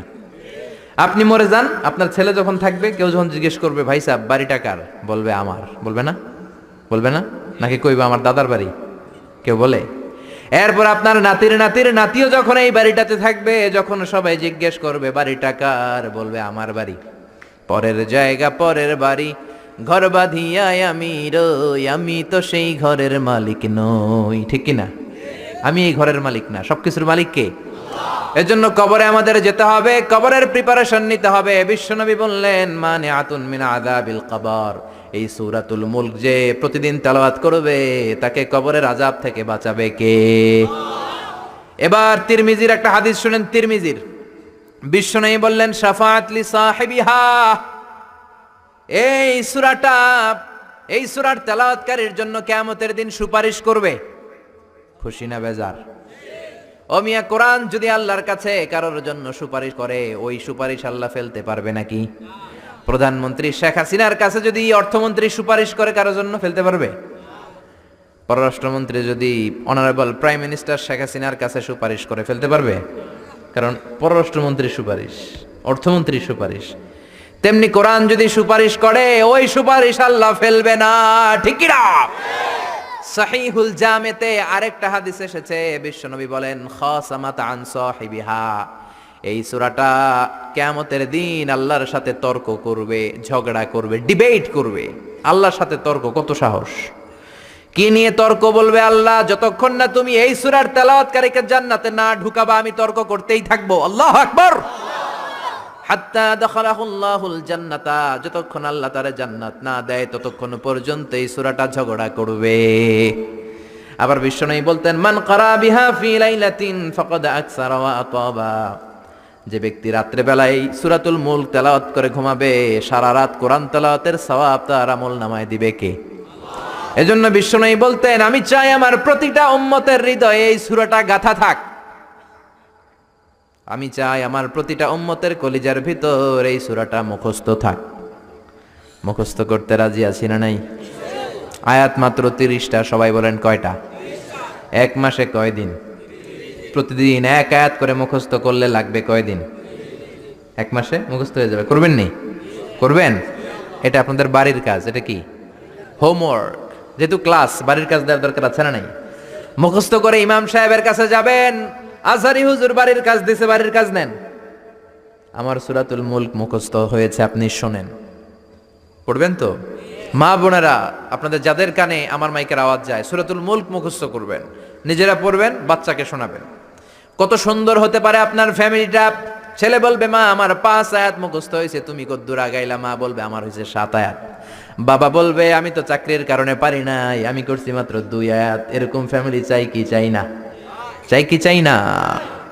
এই সূরাটা এত বরকতের সূরা, সূরা আপনার চোখ খুলে দিবে। দিস সূরা is an eye opener for you. আপনার চোখ খুলে দিবে, আপনার ঘুমন্ত বিবেককে জাগিয়ে তুলবে, আপনার চিন্তার জগতে আলোড়ন সৃষ্টি করবে।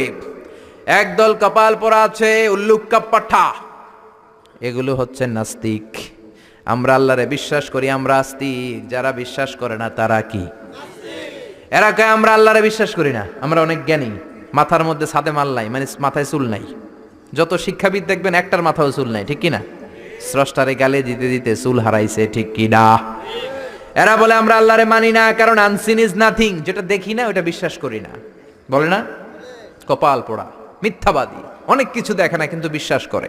Do you see the air in the atmosphere? ভূমণ্ডলে যে বাতাস, বাতাস আপনি দেখেন? জোরে বলেন। So why do you believe on that? তাহলে বিশ্বাস করস কেন? Do you see the bad headache someone feel? একজন বলতেছে হুজুর মাথাটা ছিঁড়ে যায়, ফু দিয়ে দোয়া পড়ে দেন, মাথার ব্যথায় মরে যায়। ওই ব্যাটার যে মাথায় ব্যথা দেখা যায়, কিন্তু মাথায় ব্যথায় বিশ্বাস করি কি করি না? আমরা অনেক কিছু দেখি না কিন্তু বিশ্বাস করি, ঠিক কিনা? আল্লাহরে তুই দেখবি কেমনে? তুই তো নিজেরাই দেখোস নাই। আপনি কি আপনার চোখ দেখেন আয়নার সাহায্য ছাড়া? এই যে আমি তাকিয়ে আছি, আমার চোখটা আমি দেখি? আপনি কি আপনার পিঠ দেখেন আয়নার সাহায্য ছাড়া? আরে আয়না রাখলেও তো পিঠ দেখতে গেলে ঘাড় ভেঙে যাবে। কথা বলেন। কেমন করে তুমি আল্লাহরে দেখবা? আল্লাহ বলেন আমারে দেখা যায় না, আমার সৃষ্টির দিকে তাকা, আমার পাহাড়ের দিকে তাকা, ঝর্ণার দিকে তাকা। ঝর্ণা ঝর্ণা ঝর্ণা রে, বলনা বলনা বলনা রে, কার বিরহে পাগল পাড়া তুই, কার মিলনে ফুল ফসলে ভরা রে তোর দুকুল ভুই, কার মিলনে ফুল ফসলে ভরা রে তোর দুকুল ভুই। ঝর্ণা ঝর্ণা ঝর্ণা রে, বলনা বলনা বলনা রে, কার বিরহে পাগল পাড়া তুই। সুবহানাল্লাহ। ঝর্ণার দিকে তাকান, ঝর্ণার মালিক আছে না নাই? সাগরের দিকে তাকান, বুঝতে পারবেন আল্লাহ আছে না নাই। আকাশের দিকে তাকান, আকাশের মালিকরে খুঁজে পাবেন। এজন্য আল্লাহ বললেন গোলাম আমার সৃষ্টির দিকে তাকা, আমার সৃষ্টি নৈপুণ্যের দিকে নজর করে দেখ, আমি আছি। If someone see something very carefully, he must find his god, he must find someone is controlling everything. অবশ্যই সে পাবে যে একজন সব নিয়ন্ত্রণ করে। কুফানগরীতে এরকম একজন নাস্তিক ছিল, কয় আমি আল্লাহরে মানি না। কেন মানো না? কয় আল্লাহরে দেখা যায় না, কেউ আমারে বিশ্বাস করাতে পারবে না স্রষ্টার অস্তিত্ব। লোকেরা বলল একজন পারবে। নাস্তিক বলে কি নাম? কয় ওই লোকের নাম হলো নু'মান ইবনু সাবিত, আমাদের ইমাম আবু হানিফা। সুবহানাল্লাহ। উনি তোমারে বুঝাতে পারবে আল্লাহ যে আছে। নাস্তিক বলে কই তোদের নোমান নিয়ে আয়। ডেট দেয়া হলো আগামীকাল জুমার নামাজের পরে, তার সাথে তর্ক হবে। নাস্তিক আল্লাহর বিপক্ষে, ইমামে আবু হানিফা আল্লাহর পক্ষে, ঠিক কিনা? জুমার পরে হাজার হাজার মানুষ, নাস্তিক আসছে, শুধু আসে নাই ইমাম আবু হানিফা। কে আসে নাই? জোরে বলেন, কে আসে নাই? ইমাম আবু হানিফা আসেনি, 1 ঘন্টা দেরি। 1 ঘন্টা দেরি করে আসার পরে নাস্তিক রেগে মেগে বলে, কোন লোকের সাথে তর্কের জন্য এসেছো? এই লোকের তো কোনো সময় জ্ঞান নাই। যার সময় জ্ঞান নাই এর সাথে কিসের তর্ক? সাইয়েদনা ইমাম আবু হানিফা বলে, ইনদি উযর, আই হ্যাভ এক্সকিউজ, আমার ওযর আছে। কি ওযর? কি ওযর আপনার? দেরি করলেন কেন? সাইয়েদনা ইমাম আবু হানিফা বললেন, আমি ঘর থেকে বের হলে একটা নদী পড়ে, ওই নদীটা পার হয়ে আসতে হয়। নদীর সামনে গেলাম, আগে আগেই বের হয়েছি, কিন্তু নদীর সামনে কোনো নৌকা নাই, মানুষ নাই, মাঝি নাই, কিভাবে আসব? তাকিয়ে দেখলাম বিশাল বড় একটা গাছ। হঠাৎ করে দেখলাম এমনি এমনি গাছটা 2 ভাগ হলো। হঠাৎ করে এমনি এমনি গাছের ভেতর থেকে তক্তা বের হলো। এমনি এমনি তক্তাগুলো জোড়া লেগে নৌকা হলো। এমনি এমনি নৌকাটা আমার সামনে চলে আসলো, কোনো মাঝি নাই। উঠে বসলাম, মাঝি ছাড়া নৌকাটা এমনি এমনি সা করে টান মেরে আমার ওই পারে নিয়ে গেল। নাস্তিক কয়, তগো ইমাম ডাইল খাইছে। কি খাইছে? মাথা ঠিক নাই। কি বলে? এমনি এমনি নৌকা হয় নাকি? এমনি এমনি তক্তা হয় নাকি? কোন মিস্ত্রি ছাড়া গাছ কাটে নাকি? সাইয়েদনা ইমাম আবু হানিফা বললেন, এই তো লাইনে আসছেন। এমনি এমনি গাছ কেটে তক্তা হয় না, এমনি এমনি করাত ছাড়া গাছ কাটে না, এমনি এমনি মাঝি ছাড়া নৌকা চলে না। তাহলে পৃথিবীটা কেমন করে এমনি এমনি চলে? কেমন করে আকাশ হলো? কেমন করে সাগর হলো? কেমন করে নভমণ্ডল ভূমণ্ডল হলো? এমনি এমনি। যুক্তি আছে না নাই? এবার নাস্তিক কয়, খাইছে, এটা তো ভাবি নাই। এই ছোট্ট জিনিসটা আমি মানি না। এমনি এমনি গাছ হবে, তক্তা হবে, নৌকা হবে, মাঝি ছাড়া নৌকা চলবে, এমনি এমনি আমি মানি না। কিন্তু নভমণ্ডল এমনি এমনি হলো, বিগ ব্যাং থিওরি এমনি এমনি হলো, সুপারনোভা এমনি এমনি হলো, ব্ল্যাক হোল গ্যালাক্সি এমনি এমনি হলো। এটা কেমন করে মানে? মাথার মধ্যে ঘুরপাক খাচ্ছে, চিন্তার জগতে নাড়া পড়েছে। হঠাৎ ভেবে দেখে, আমার তো আস্তিক হওয়া ছাড়া আর কোনো উপায় নাই। নোমান ইবনে সাবেতের পায়ে পড়ে বলে, ও আল্লাহর ওলি নোমান ইবনে সাবেত, ইমাম আবু হানিফা, আসলেই আপনি বড় একজন ইমাম, আর তর্কের কোনো দরকার নাই। হাজার হাজার মানুষকে সাক্ষী রেখে আমি আপনার হাতে হাত রেখে পড়ব, লা ইলাহা ইল্লাল্লাহু মুহাম্মাদুর রাসূলুল্লাহ সাল্লাল্লাহু। এই নাস্তিক টাইপের যারা আছে এদের জন্য কিছু ডোজ আছে, এই সূরার ডোজ, মেডিসিন। কি আছে শুনবেন না? জিমায়ে পড়ছেন? তাকবীর দেন, লিল্লাহি তাকবীর। আল্লাহ বললেন, তাবারাকাল্লাযী বিয়াদিহিল মুলকু ওয়া হুয়া আলা কুল্লি শাইইন কাদির। তাবারাকাল্লাযী, মহান সে, সুমহান আল্লাহ, বিয়াদিহিল মুলক, ক্ষমতা তার হাতে, তার হাতে ক্ষমতা, ওয়া হুয়া আলা কুল্লি শাইইন কাদির, সবকিছুর উপর তিনি ক্ষমতাবান। যাই চান তিনি তাই করতে পারেন। ফাআলুল লিমা ইউরিদ। আল্লাহ বললেন, তাবারাকাল্লাযী, আমি সুমহান, বিয়াদিহিল মুলকু, ক্ষমতা তার হাতে। কার হাতে? সবাই বলেন, নাকি আপনাদের হাতে? কিন্তু আপনারা তো বলেন আপনাদের হাতে, বলেন না? জনগণ সকল ক্ষমতার উৎস। রিকশার টায়ার পাংচার হলে আমরা লাফ দিয়া উঠি, কারণ আমি ক্ষমতার উৎস। টায়ার পাংচার হলে লাফ দেই কি দেই না? আমি কত দিছি? আমি তো রাতে রাতে এক জেলা থেকে আরেক জেলায় ঘুরি, প্রায় রিকশার টায়ার পাংচার, ট্রাকের টায়ার পাংচার, লাফ দিয়ে উঠি, কারণ আমরা ক্ষমতার উৎস। কপাল পোড়ায় জাতি, তুমি কেমন করে ক্ষমতার উৎস হও? 2 বার যদি তোমার ডায়রিয়া হয়, 3 বার তোমার চেহারার দিকে তাকানো যায় না, আই মইরা যাই, মরসকে, তুই না ক্ষমতার উৎস? 5 বার যদি টয়লেটে যায়, 6 বারের বেলা সবার কাছে মাপ চায়, মাফ করে দিয়ে আমি মনে হয় বাঁচবো না। বাঁচবি না কেন? তুই তো ক্ষমতার উৎস, তুই আজীবন বাঁচবি। আহা, কপাল পোড়া। ক্ষমতার উৎস একজন, তিনি কে? আল্লাহ হলেন ক্ষমতার উৎস, আপনি ক্ষমতার উৎস নন। কেমন করে ক্ষমতার উৎস হবেন? পেছন থেকে কেউ যদি বলে, হুজুর সাপ, একটা অজগর সাপ পাওয়া যাবে আপনাদের কাউরে? দৌড়, চারদিকে ছুটবে সবাই। আপনারা দৌড় দেন আর না দেন, আমি দিমে দিক দিয়া দৌড়, কারণ চাচা আপন প্রাণ, আগে যান বাঁচা, এরপরে বাস করুন, ঠিক কিনা? তো এই হলো আমাদের দশা। আল্লাহ বললেন ওয়া খুলিকাল ইনসানু দাঈফা, ও গোলাম তোমাদেরকে একেবারে দুর্বল করে আমি বানিয়েছি, কিচ্ছু নাই তোমার। কুত্তা এম করে কামড়াইলে আমরা কুত্তারে কামড়াইতেও পারি না, পারি? কুত্তায় কামড়ায় আমি চাইয়া থাকি আর কাঁদি, ঠিক কি না? বললা আমারে কামড় দিয়া দেয় দৌড়ে ধরতেও পারি না, পারি? খালি কাঁদি আর কাঁদি। সবারে আল্লাহ নিজেকে সেভ করার জন্য অনেক কিছু দিলেন, আমগো কিচ্ছু নাই। আমরা দুর্বলের ঘরের দুর্বল। আল্লাহ বললেন দুর্বলের ঘরের দুর্বল হয়ে কেমন করে সাহস করিস যে তোরা ক্ষমতার উৎস? কশিন কালেও তোমরা ক্ষমতার উৎস হতে পারো না। ক্ষমতার উৎস কে? এজন্য আল্লাহ বললেন তাবারাকাল্লাযী বিয়াদিহিল মুলকু ওয়া হুয়া আলা কুল্লি শাইইন কাদির। সুমহান সেই সত্তা, সব ক্ষমতা তার হাতে। কার হাতে? নাকি আপনাদের হাতে? এটা রাষ্ট্রীয় কুফরি। জনগণ সকল ক্ষমতার উৎস, এটা রাষ্ট্রীয় কুফরি। রাষ্ট্র থেকেও অনেক কুফরি আমাদেরকে শেখানো হয়, এগুলো আমরা শিখবো না, ঠিক কি না? ক্ষমতার মালিক হলেন আল্লাহ। আমাদের ক্ষমতা নকল ক্ষমতা, আসল ক্ষমতা কার? আমাদের কোনো ক্ষমতা নাই। আমাদের ক্ষণস্থায়ী চিরস্থায়ী ক্ষমতার মালিক কে?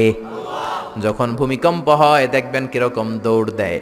মহাসমাবেশে ককটেল বোমা বিস্ফোরণ হলে দেখবেন খালেদা জিয়ারে থুইয়া সবাই দৌড়, শেখ হাসিনারে থুইয়া সবাই দৌড়, এরশাদ রে থুইয়া সবাই দৌড়, ঠিক কিনা? স্লোগান দেয় আমার প্রাণের নেতা, প্রাণের নেত্রী, জীবন দিয়ে দিব, বোমা ফাটলে দেয় দৌড়, ঠিক কিনা? দৌড় দেয় কারণ হচ্ছে তোমার কোনো ক্ষমতা নাই, তুমি দুর্বল, দুর্বলের ঘরের দুর্বল তুমি।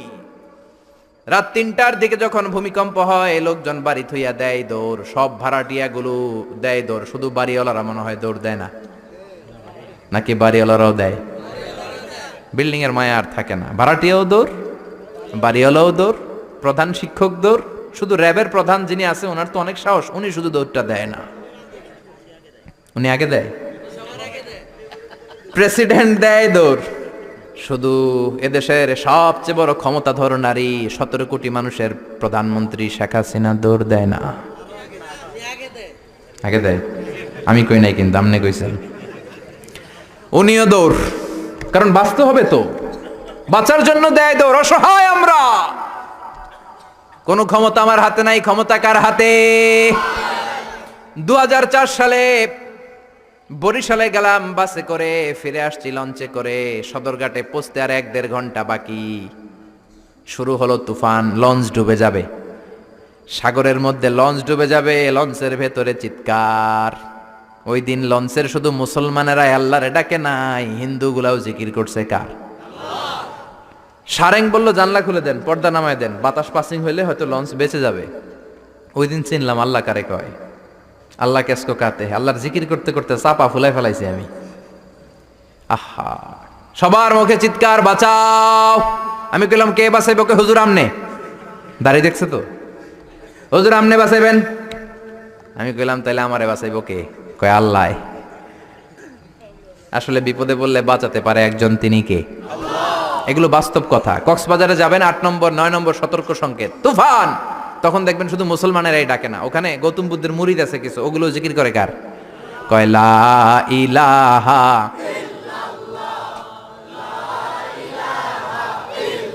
লা ইলাহা ইল্লাল্লাহু মুহাম্মাদুর রাসূলুল্লাহ সাল্লাল্লাহু। ডোনাল্ড ট্রাম্প সবচেয়ে বড় ক্ষমতাশালী ব্যক্তি, ঠিক কিনা? সব ক্ষমতা তো ওর হাতে, তাই না? ডোনাল্ড ট্রাম্প তো ক্ষমতার উৎস হওয়া উচিত। ও কি ক্ষমতার উৎস? আপনারা দেখেছেন কিনা জানি না, ইউটিউবে একটা ভিডিও দেখা যায়, সে বক্তব্য দিচ্ছে একটা অডিয়েন্সের সামনে। হঠাৎ বিউ গলে একজন লোক বাঁশি বাজাইছে ওরে ভয় দেখানোর জন্য, ব করে আওয়াজ করছে, লাফ দিয়ে উঠছে একটা। ওর স্পেশাল সিকিউরিটি ফোর্স চারদিকে এমনি ধরছে, স্যার আমরা আছি। তারপরে সে শান্ত হয়েছে। যারা ভিডিওটা দেখেছেন তারা বুঝবেন কত অসহায় তারা, ঠিক কিনা? যত বড় ক্ষমতার অধিকারী হন। গত বছর আমাদের প্রধানমন্ত্রী শেখ হাসিনার একটা ব্যক্তিগত বিমান নামতে পারছিল না, ফ্লাইং মিস্টেক বা গোলযোগের কারণে। ওই বিমানটা 33টা চক্কর মেরেছে, আমি পত্রিকায় পড়েছি, নামতে পারে না। স্পেশাল সিকিউরিটি ফোর্স বলল because of some flying mistake we cannot land now honourable prime minister. আমাদের বিমান একটু সমস্যা হচ্ছে, আমরা নামতে পারতেছি না। 33টা চক্কর মারা লাগছে বিমানটা ঠিক করতে। যখন বিমানের ভেতরে প্রধানমন্ত্রী বসা আর ওনাকে নিউজ দেওয়া হলো বিমান নামতে পারতেছে না, সমস্যা, উনি জিকির করছে কার? জোরে বলেন। এত ক্ষমতা, বিপদে বললে একজনের ডাকে, তিনি কে? আল্লাহ বললেন তোদের ক্ষমতা ক্ষণস্থায়ী ক্ষমতা, চিরস্থায়ী ক্ষমতার মালিক হলাম আমি আল্লাহ। তাবারাকাল্লাযী বিয়াদিহিল মুলকু ওয়া হুয়া আলা কুল্লি শাইইন কাদির। সুমহান সেই সত্তা যার হাতে ক্ষমতা, ক্ষমতা কার হাতে? খেয়াল করে বুঝেন, এই পৃথিবীতে অনেক দেশের মানুষ, অনেক দেশে প্রধানমন্ত্রী প্রেসিডেন্ট ক্ষমতায় 5 বছরের জন্য বসে কি বসে না? অনেক দেশে 10 বছরের জন্য বসে কি বসে না? আমার আল্লাহ তো 10 বছরের জন্য বসছে নাকি? 15 বছর, 20 বছর, 100 বছর, কত বছর? চির ক্ষমতার মালিক তিনি না? আল্লাহ ভালো জানেন, আমরাও জানি। আল্লাহ বলে দিছে, হুয়াল আউয়ালু ওয়াল আখিরু ওয়াল যাহিরু ওয়াল বাতিন ওয়া হুয়া বিকুল্লি শাইইন আলিম। তিনি প্রথম, তিনি শেষ, তিনি প্রকাশ্য, তিনি গোপন। আল্লাহ বলেন আমি অনাদিকাল থেকে ক্ষমতার চেয়ারে বসা, অনন্তকাল পর্যন্ত থাকবো। ঠিক কি না? তোমাদের মতো 5 বছরের 10 বছরের টার্মে আমি ক্ষমতায় বসি নাই। আমি আল্লাহর ক্ষমতা চিরকালের ক্ষমতা। ঠিক কিনা? চিরকাল ক্ষমতার চেয়ারে বসা। আবার এই পৃথিবীতে অনেকে ক্ষমতায় আসলে ডেমোক্রেটিক সিস্টেমে আসে, ভোটে জিতে। আল্লাহ তো ভোটে জিতে আসছে, তাই না? আবার এই পৃথিবীতে অনেক দেশে স্বৈরাচারী পদ্ধতিতে ক্ষমতার চেয়ারে অনেকে বসে কি বসে না? আল্লাহ কি স্বৈরাচারী পদ্ধতিতে বসছে নাকি? আবার অনেক দেশে মোনার্কি সিস্টেম, মানে রাজার পোলা রাজা, আল্লাহর বাবা রাজা ছিল তাই আল্লাহ রাজা। হ্যাঁ, আল্লাহ এভাবে রাজা? আল্লাহ বললেন না, কুল হুয়াল্লাহু আহাদ আল্লাহুস সামাদ লাম ইয়ালিদ ওয়া লাম ইউলাদ। আমি জন্ম কাউরে দেই নাই, কারো থেকে জন্ম নেই নাই, আজীবন আমি ক্ষমতার চেয়ারে বসা। ঠিক কি না? আবার পৃথিবীতে দেখা যায় ভালো একটা আন্দোলন করলে ক্ষমতা থেকে নামানো যায় কি যায় না? আমি মিশরে ছিলাম, প্রেসিডেন্ট ছিল জামাল আব্দুল নাসের অনেক আগে। আমি যখন ছিলাম, প্রেসিডেন্টের নাম ছিল হোসনি মুবারক। বিশাল একটা আন্দোলন হলো, ক্ষমতা থেকে নেমে গেল। তার মানে চরম আন্দোলন করে অনেককে ক্ষমতার চেয়ার থেকে নামানো যায়। ঠিক কিনা? অথবা গণ অভ্যুত্থান করে নামানো যায়। আমরা সবাই মিলে একটা আন্দোলন করেই তো আল্লাহর নামায় যেতে পারবো, তাই না? পারবো? আমরা সবাই যদি আন্দোলন করি, আমাদের সাথে যদি যোগ দেয় জিনের দলেরা জিন, ফেরেশতারাও যদি কয় আমরাও আছি আপনাকে দলে, আল্লাহরে আর আমরা ক্ষমতায় দেখতে চাই না, ওনারা তো নামানো যাবে? যাবে? সবাই মিলেও ওনারা নামানো যাবে? আল্লাহ বলেন আন্নাকুম গায়রু মুজিজিল্লাহ। ও গোলাম, গোলামের ঘরের গোলাম, তোরা আমার গোলাম, আমরা কি? আরো জোরে বলেন। বিশ্বনবী নিজের পরিচয় দিতেন, আল্লাহ আমরা আপনার গোলাম, গোলামের ঘরের গোলাম, বান্দির ঘরের গোলাম। নিজের সবসময় গোলাম বলবেন। কার গোলাম? আল্লাহ বললেন ও গোলামের দল, গোলামের বাচ্চা, আন্নাকুম গায়রু মুজিজিল্লাহ, খবরদার সবাই মিলে তোরা আন্দোলন করলে আমার এক শিকি ক্ষমতাও তোরা কমাতে পারবি। এজন্য আল্লাহ বললেন তাবারাকাল্লাযী বিয়াদিহিল মুলকু ওয়া হুয়া আলা কুল্লি শাইইন কাদির। সুমহান সেই সত্তা যার হাতে সব ক্ষমতা, তিনি সব পারেন। খেয়াল করে বুঝবেন, আবার পৃথিবীতে অনেক দেশের ক্ষমতার চেয়ারে যারা বসা, অনেক বয়স হয়ে যাওয়ার কারণে স্বেচ্ছায় অবসরে যায় কি যায় না? রিটায়ারমেন্ট আছে না নাই? বয়সের ভারে নুজ্জ হয়েছে, আর দায়িত্ব পালন করতে পারে না, অবসরে যায়। আল্লাহর তো অনেক বয়স হয়ে গেছে, এবার অবসরে যাওয়া দরকার। রিটায়ারমেন্টে যাবে না কিছুদিন পর? যাবে? যাবে? ওনার কোনো রিটায়ারমেন্ট নাই, উনি ক্লান্ত হয় না, শ্রান্ত হয় না, ঘুম ধরে না, ওনার তন্দ্রাও নাই। লা তাখুযুহু সিনাতুন ওয়ালা নাওম, আমার ঘুম নাই, আমার তন্দ্রা নাই। আবার বললেন ওয়ালা ইয়াউদুহু হিফযুহুমা ওয়া হুয়াল আলিয়্যুল আযীম। আকাশ জমিন নিয়ন্ত্রণ করতে আমি আল্লাহ বিন্দু মাত্র ক্লান্ত হই না। সুবহানাল্লাহ। বোঝা গেল এই ক্ষমতাটা আল্লাহর চিরদিনের কর্তৃত্ব, পাওয়ার, সভরাইনটি, অথরিটি, আজীবনের জন্য। ঠিক কি না? সে আল্লাহ বললেন গোলাম তাবারাকাল্লাযী বিয়াদিহিল মুলকু ওয়া হুয়া আলা কুল্লি শাইইন কাদির। ক্ষমতা আমার হাতে, আমি ক্ষমতার চেয়ারে বসাই আবার নামাই। যারা এখন গোটা বিশ্বের ক্ষমতার চেয়ারে আছে, বসিয়েছে কে? কুলিল্লাহুম্মা মালিকাল মুলকি তু'তিল মুলকা মান তাশাউ ওয়া তানজিউল মুলকা মিম্মান তাশা وتعز من تشاء وتذل من تشاء بيدك الخير إنك على كل شيء قدير ও আল্লাহ আপনি ক্ষমতার মালিক, যারা চান ক্ষমতা দেন, যারা চান ক্ষমতা থেকে নামান। ডোনাল্ড ট্রাম্প আমেরিকার ক্ষমতার চেয়ারে বসিয়েছে কে? আবার গাদ্দারি করলে লাথি মেরে নামায় দিতে পারে কে? ওই আল্লাহ বললেন ক্ষমতার মালিক আমি। কোনোদিন বলবি না যে তোরা ক্ষমতার মালিক। আর বলবেন জনগণ সকল ক্ষমতার উৎস? বলবেন সকল ক্ষমতার উৎস কে?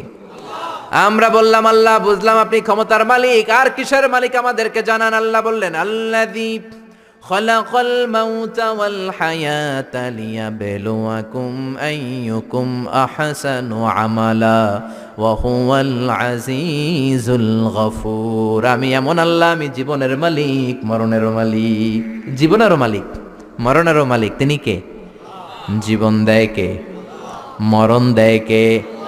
রব্বি আল্লাযী ইউহয়ী ওয়া ইউমীত। আমার আল্লাহ এমন আল্লাহ, তিনি জীবন দেন, তিনি মরণ দেন। আবার জীবন মরণের মাঝখানে তিনি একটা জিনিস রেখেছেন যেটার নাম হলো রূহ।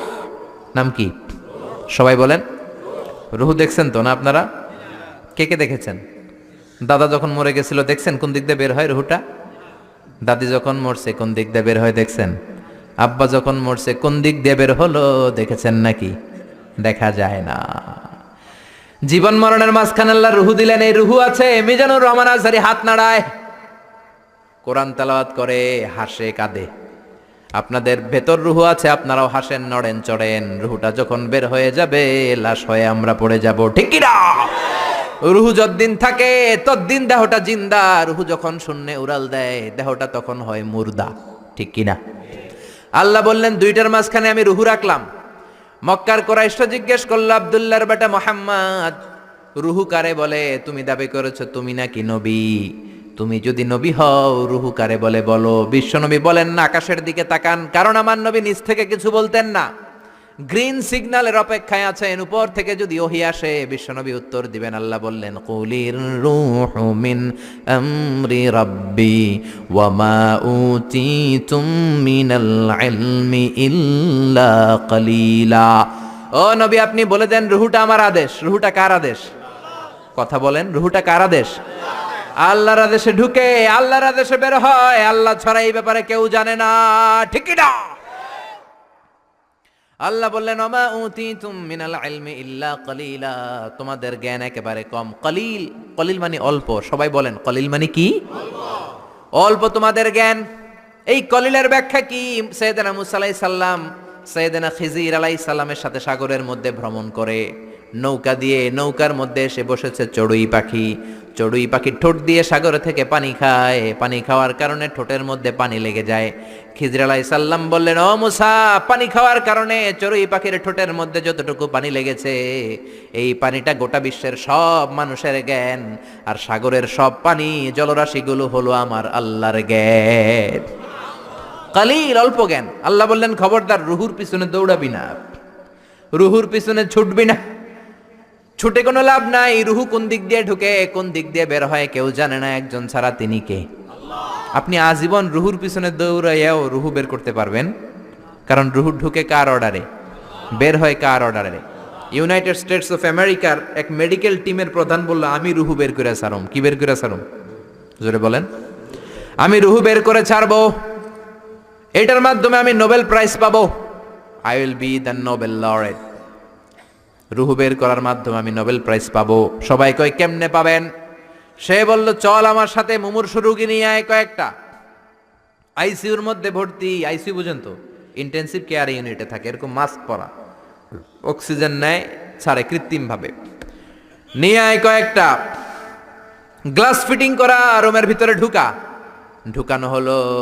বলল চেক হিজ বিপি। ওর বিপি মাপ, বিপি মানে ব্লাড প্রেশার, মাইপা দেখে বিপি আছে, যে ধাক্কা মারে না ধপ ধপ ধপ। যতদিন বেঁচে আছি ধাক্কাটা আছে না নাই, এই দমটা আছে না নাই? দমটা চলে গেলে আপনি বাঁচবেন, কি হইবেন? ঠুস হবেন, ঠিক কিনা? হায় রে মানুষ রঙিন ফানুষ, দম ফুরাইলে তবু তো ভাই কারোরই নাই একটুখানি। হায় রে মানুষ রঙিন ফানুষ, রঙিন ফানুষ, হায় রে মানুষ। আল্লাহু আকবার। বিপি মাপ, বিপি চেক করে দেখে লোকটা বেঁচে আছে, ব্লাড প্রেসার ধাক্কা দেয়, চেক হিজ ওয়েট, ওজন মাপ, এবার ওজন মেপে দেখে ওজন হলো 80 কেজি। জোরে বলেন কয় কেজি? 80 কেজি। এবার বলে মুমূর্ষু রোগীটার মুখ থেকে অক্সিজেনের চেম্বার খুলে নে, মাস্ক খুলে নে। ডাক্তাররা বলল অক্সিজেন খুলে নিলে তো মারা যাবে। মেডিকেল সায়েন্টিস্ট, মেডিকেল টিমের প্রধান বলে মারা যাক, সমস্যা নাই, খুলে ফেল। মাস্ক খুলে ফেললো, অক্সিজেন নাই, লোকটার ছটফটানি বেড়ে গেল। ছটফট ছটফট করতে করতে লোকটা বিদায় নিল, মরে গেছে। এবার ডাক্তার বলে বের কর, চেক হিজ বিপি, বিপি মাপ। পালস মাপ, দেখে পালস নাই। মরে গেলে পালস থাকে, বিপি থাকে না, কিন্তু ওজন থাকে কি থাকে না? ওজন থাকে। কয়বার ওজন মাপ? মরার আগে লোকটার ওজন ছিল কয় কেজি? জোরে বলেন। এবার ওজন মাপ, ওজন স্কেলের মধ্যে শোয়ানোর পরে ওজন দেখা যাচ্ছে মরার আগে ছিল 80 কেজি, মরার পর এখন হয়ে গেছে 78 কেজি। কমছে কয় কেজি? কয় পাইছি? সবাই কয় কি পাইছেন? কয় রুহু পাইছি। কয় কই পাইছেন? কয় মরার আগে ছিল 80 কেজি, মরার পর 78 কেজি, 2 কেজি নাই, যেইটা উড়াল দিছে ওইটাই 2 কেজি। এইটাই রুহু আমি পাইছি। কিন্তু বিজ্ঞানের নিয়ম হচ্ছে যে কোনো একটা এক্সপেরিমেন্ট থেকে আপনি ফাইনাল জাজমেন্ট দিতে পারবেন না, আপনাকে আরো নমুনা সংগ্রহ করতে হবে। আরো মুমূর্ষু রোগী আনা হলো ইন্টেনসিভ কেয়ার ইউনিট থেকে, গ্লাস ফিটিং করা রুমের ভেতরে ঢুকানো হলো। কই চেক দা বিপি, বিপি মাপ, ব্লাড প্রেসার, ওকে, ওয়েট, ওজন কত? এটার এই লোকের ওজন 70 কেজি। সবাই বলবেন কয় কেজি? এবার ওই লোকটার মাস্ক খুলে ফেলা হলো, অক্সিজেন মাস্ক। এই লোকটাও ছটফট ছটফট করে, ছটফটানি দিয়ে এই লোকটাও মরে যায়। এবার বলে বিপি মাপ। মরা লোকের বিপি আছে? নাই, কিন্তু ওজন আছে না নাই? ওজন স্কেলে শোয়ানো হলো, এই লোকটার মরার আগে ওজন ছিল কয় কেজি? এবার ওজন দিয়ে দেখে লোকটার ওজন হয়ে গেছে মরার পরে 71 কেজি। এবার যাবি কই? 1 কেজি মিলাবি কি দিয়া?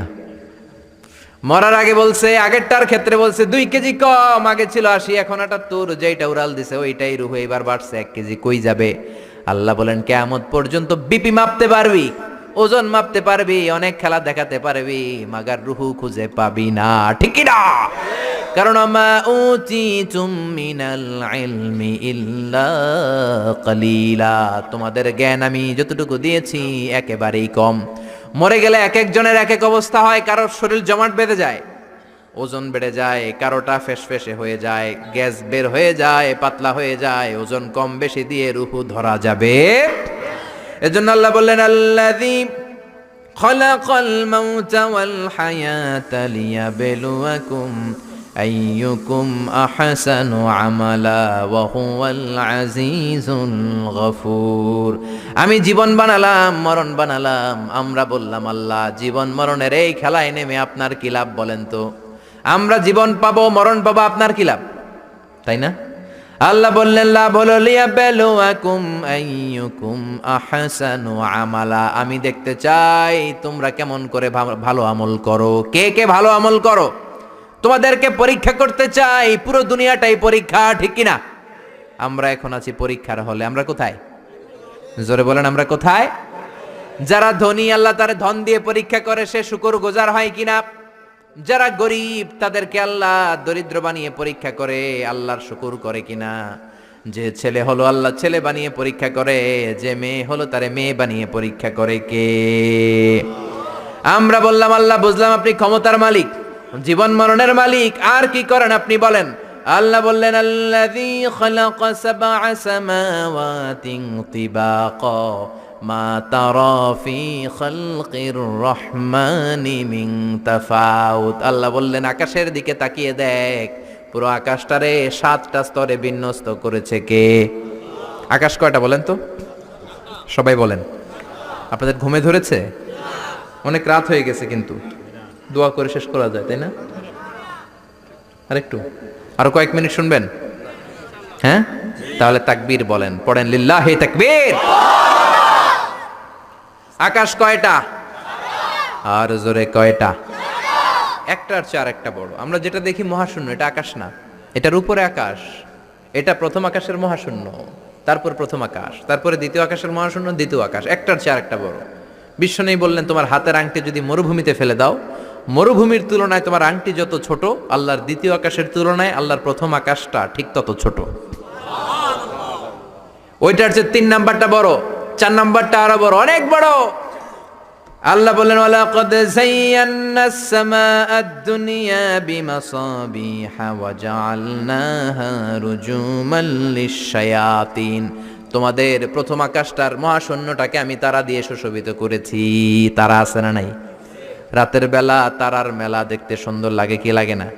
এই ছোট্ট ছোট্ট এরকম দেখা যায় না? তারাগুলো তো সাইজে এতটুকু না, এতটুকু কয়, এতটুকু আসলে কি এতটুকু? এই যে আকাশ দিয়ে বিমান যায় এতটুকু দেখা যায়, এইভাবে ধরা যায়, মনে হয় আমি নিজেই ধরতে পারবো। আসলে কি ধরতে পারবো? ভিতরে আছে 300 লোক, ঠিক কিনা? দূরে থাকার কারণে ছোট দেখা যায়। এই তারাগুলো এত এত দূরে, এই জন্য ছোট লাগে, আসলে ছোট না। এই সূর্য 9,30,00,000 মাইল দূরে, এই জন্য একটা রুটির মতো মনে হয়। কত দূরে? 9,30,00,000 মাইল। চিন্তা করতে পারেন, পৃথিবীর চেয়ে 13 লক্ষ গুণ বড়। তার মানে 13 লক্ষটা পৃথিবী সূর্যের ভেতরে রাখার জায়গা আছে না নাই? তার মানে কি সূর্যই সবচেয়ে বড়? না, আরো আছে। প্রক্সিমা সেন্ট্রাই, আলফা সেন্ট্রাই এ, আলফা সেন্ট্রাই বি, ইটা ক্যারিনা, বেটেলজিউস, অভাব নাই। চলেন আমরা পৃথিবীর সবচেয়ে কাছের তারা থেকে একটু ঘুরে আসি। কে কে যাবেন? হাত তোলেন। 1 জন, 2 জন, 3 জন, 4 জন। বাহ, সাহস বাড়তেছে খালি। সবাই তোলে এখন। যাবেন সবাই? যান, আমি ওয়াজ করতেছি, আপনারা চলে যান। প্রথম তারাতে যান। আমার সাথে যাবেন? আচ্ছা, চলেন চলেন প্রথম তারাতে যাই। আমাদের সবচেয়ে কাছের তারার নাম প্রক্সিমা সেন্ট্রাই। এইটাতে আমরা সবাই মিলে যাব ইনশাআল্লাহ। কোন? আরে জান্নাতে গেলে এরকম কত তারা আমগো পিছনে ঘুরবে, ঠিক কি না? এটা কত দূরে জানেন? 4.23 লাইট ইয়ার, 4.23 আলোকবর্ষ দূরে। তার মানে অনেক দূরে। এখন কি দিয়ে যাবেন এটা আপনারা ডিসাইড করেন। কি দিয়ে যাবেন? যারা যারা যাবেন, রিক্সায় যাবা? সব বোনা, সাহস তো কম না। প্লেনে? না, চলবে না, প্লেনে যাওয়া যায় না, মাধ্যাকর্ষণ শক্তি ভেদ করা যায় না। রকেট লাগবে, স্পেস শাটল, মহাকাশ যান লাগবে, স্পেস ক্রাফট।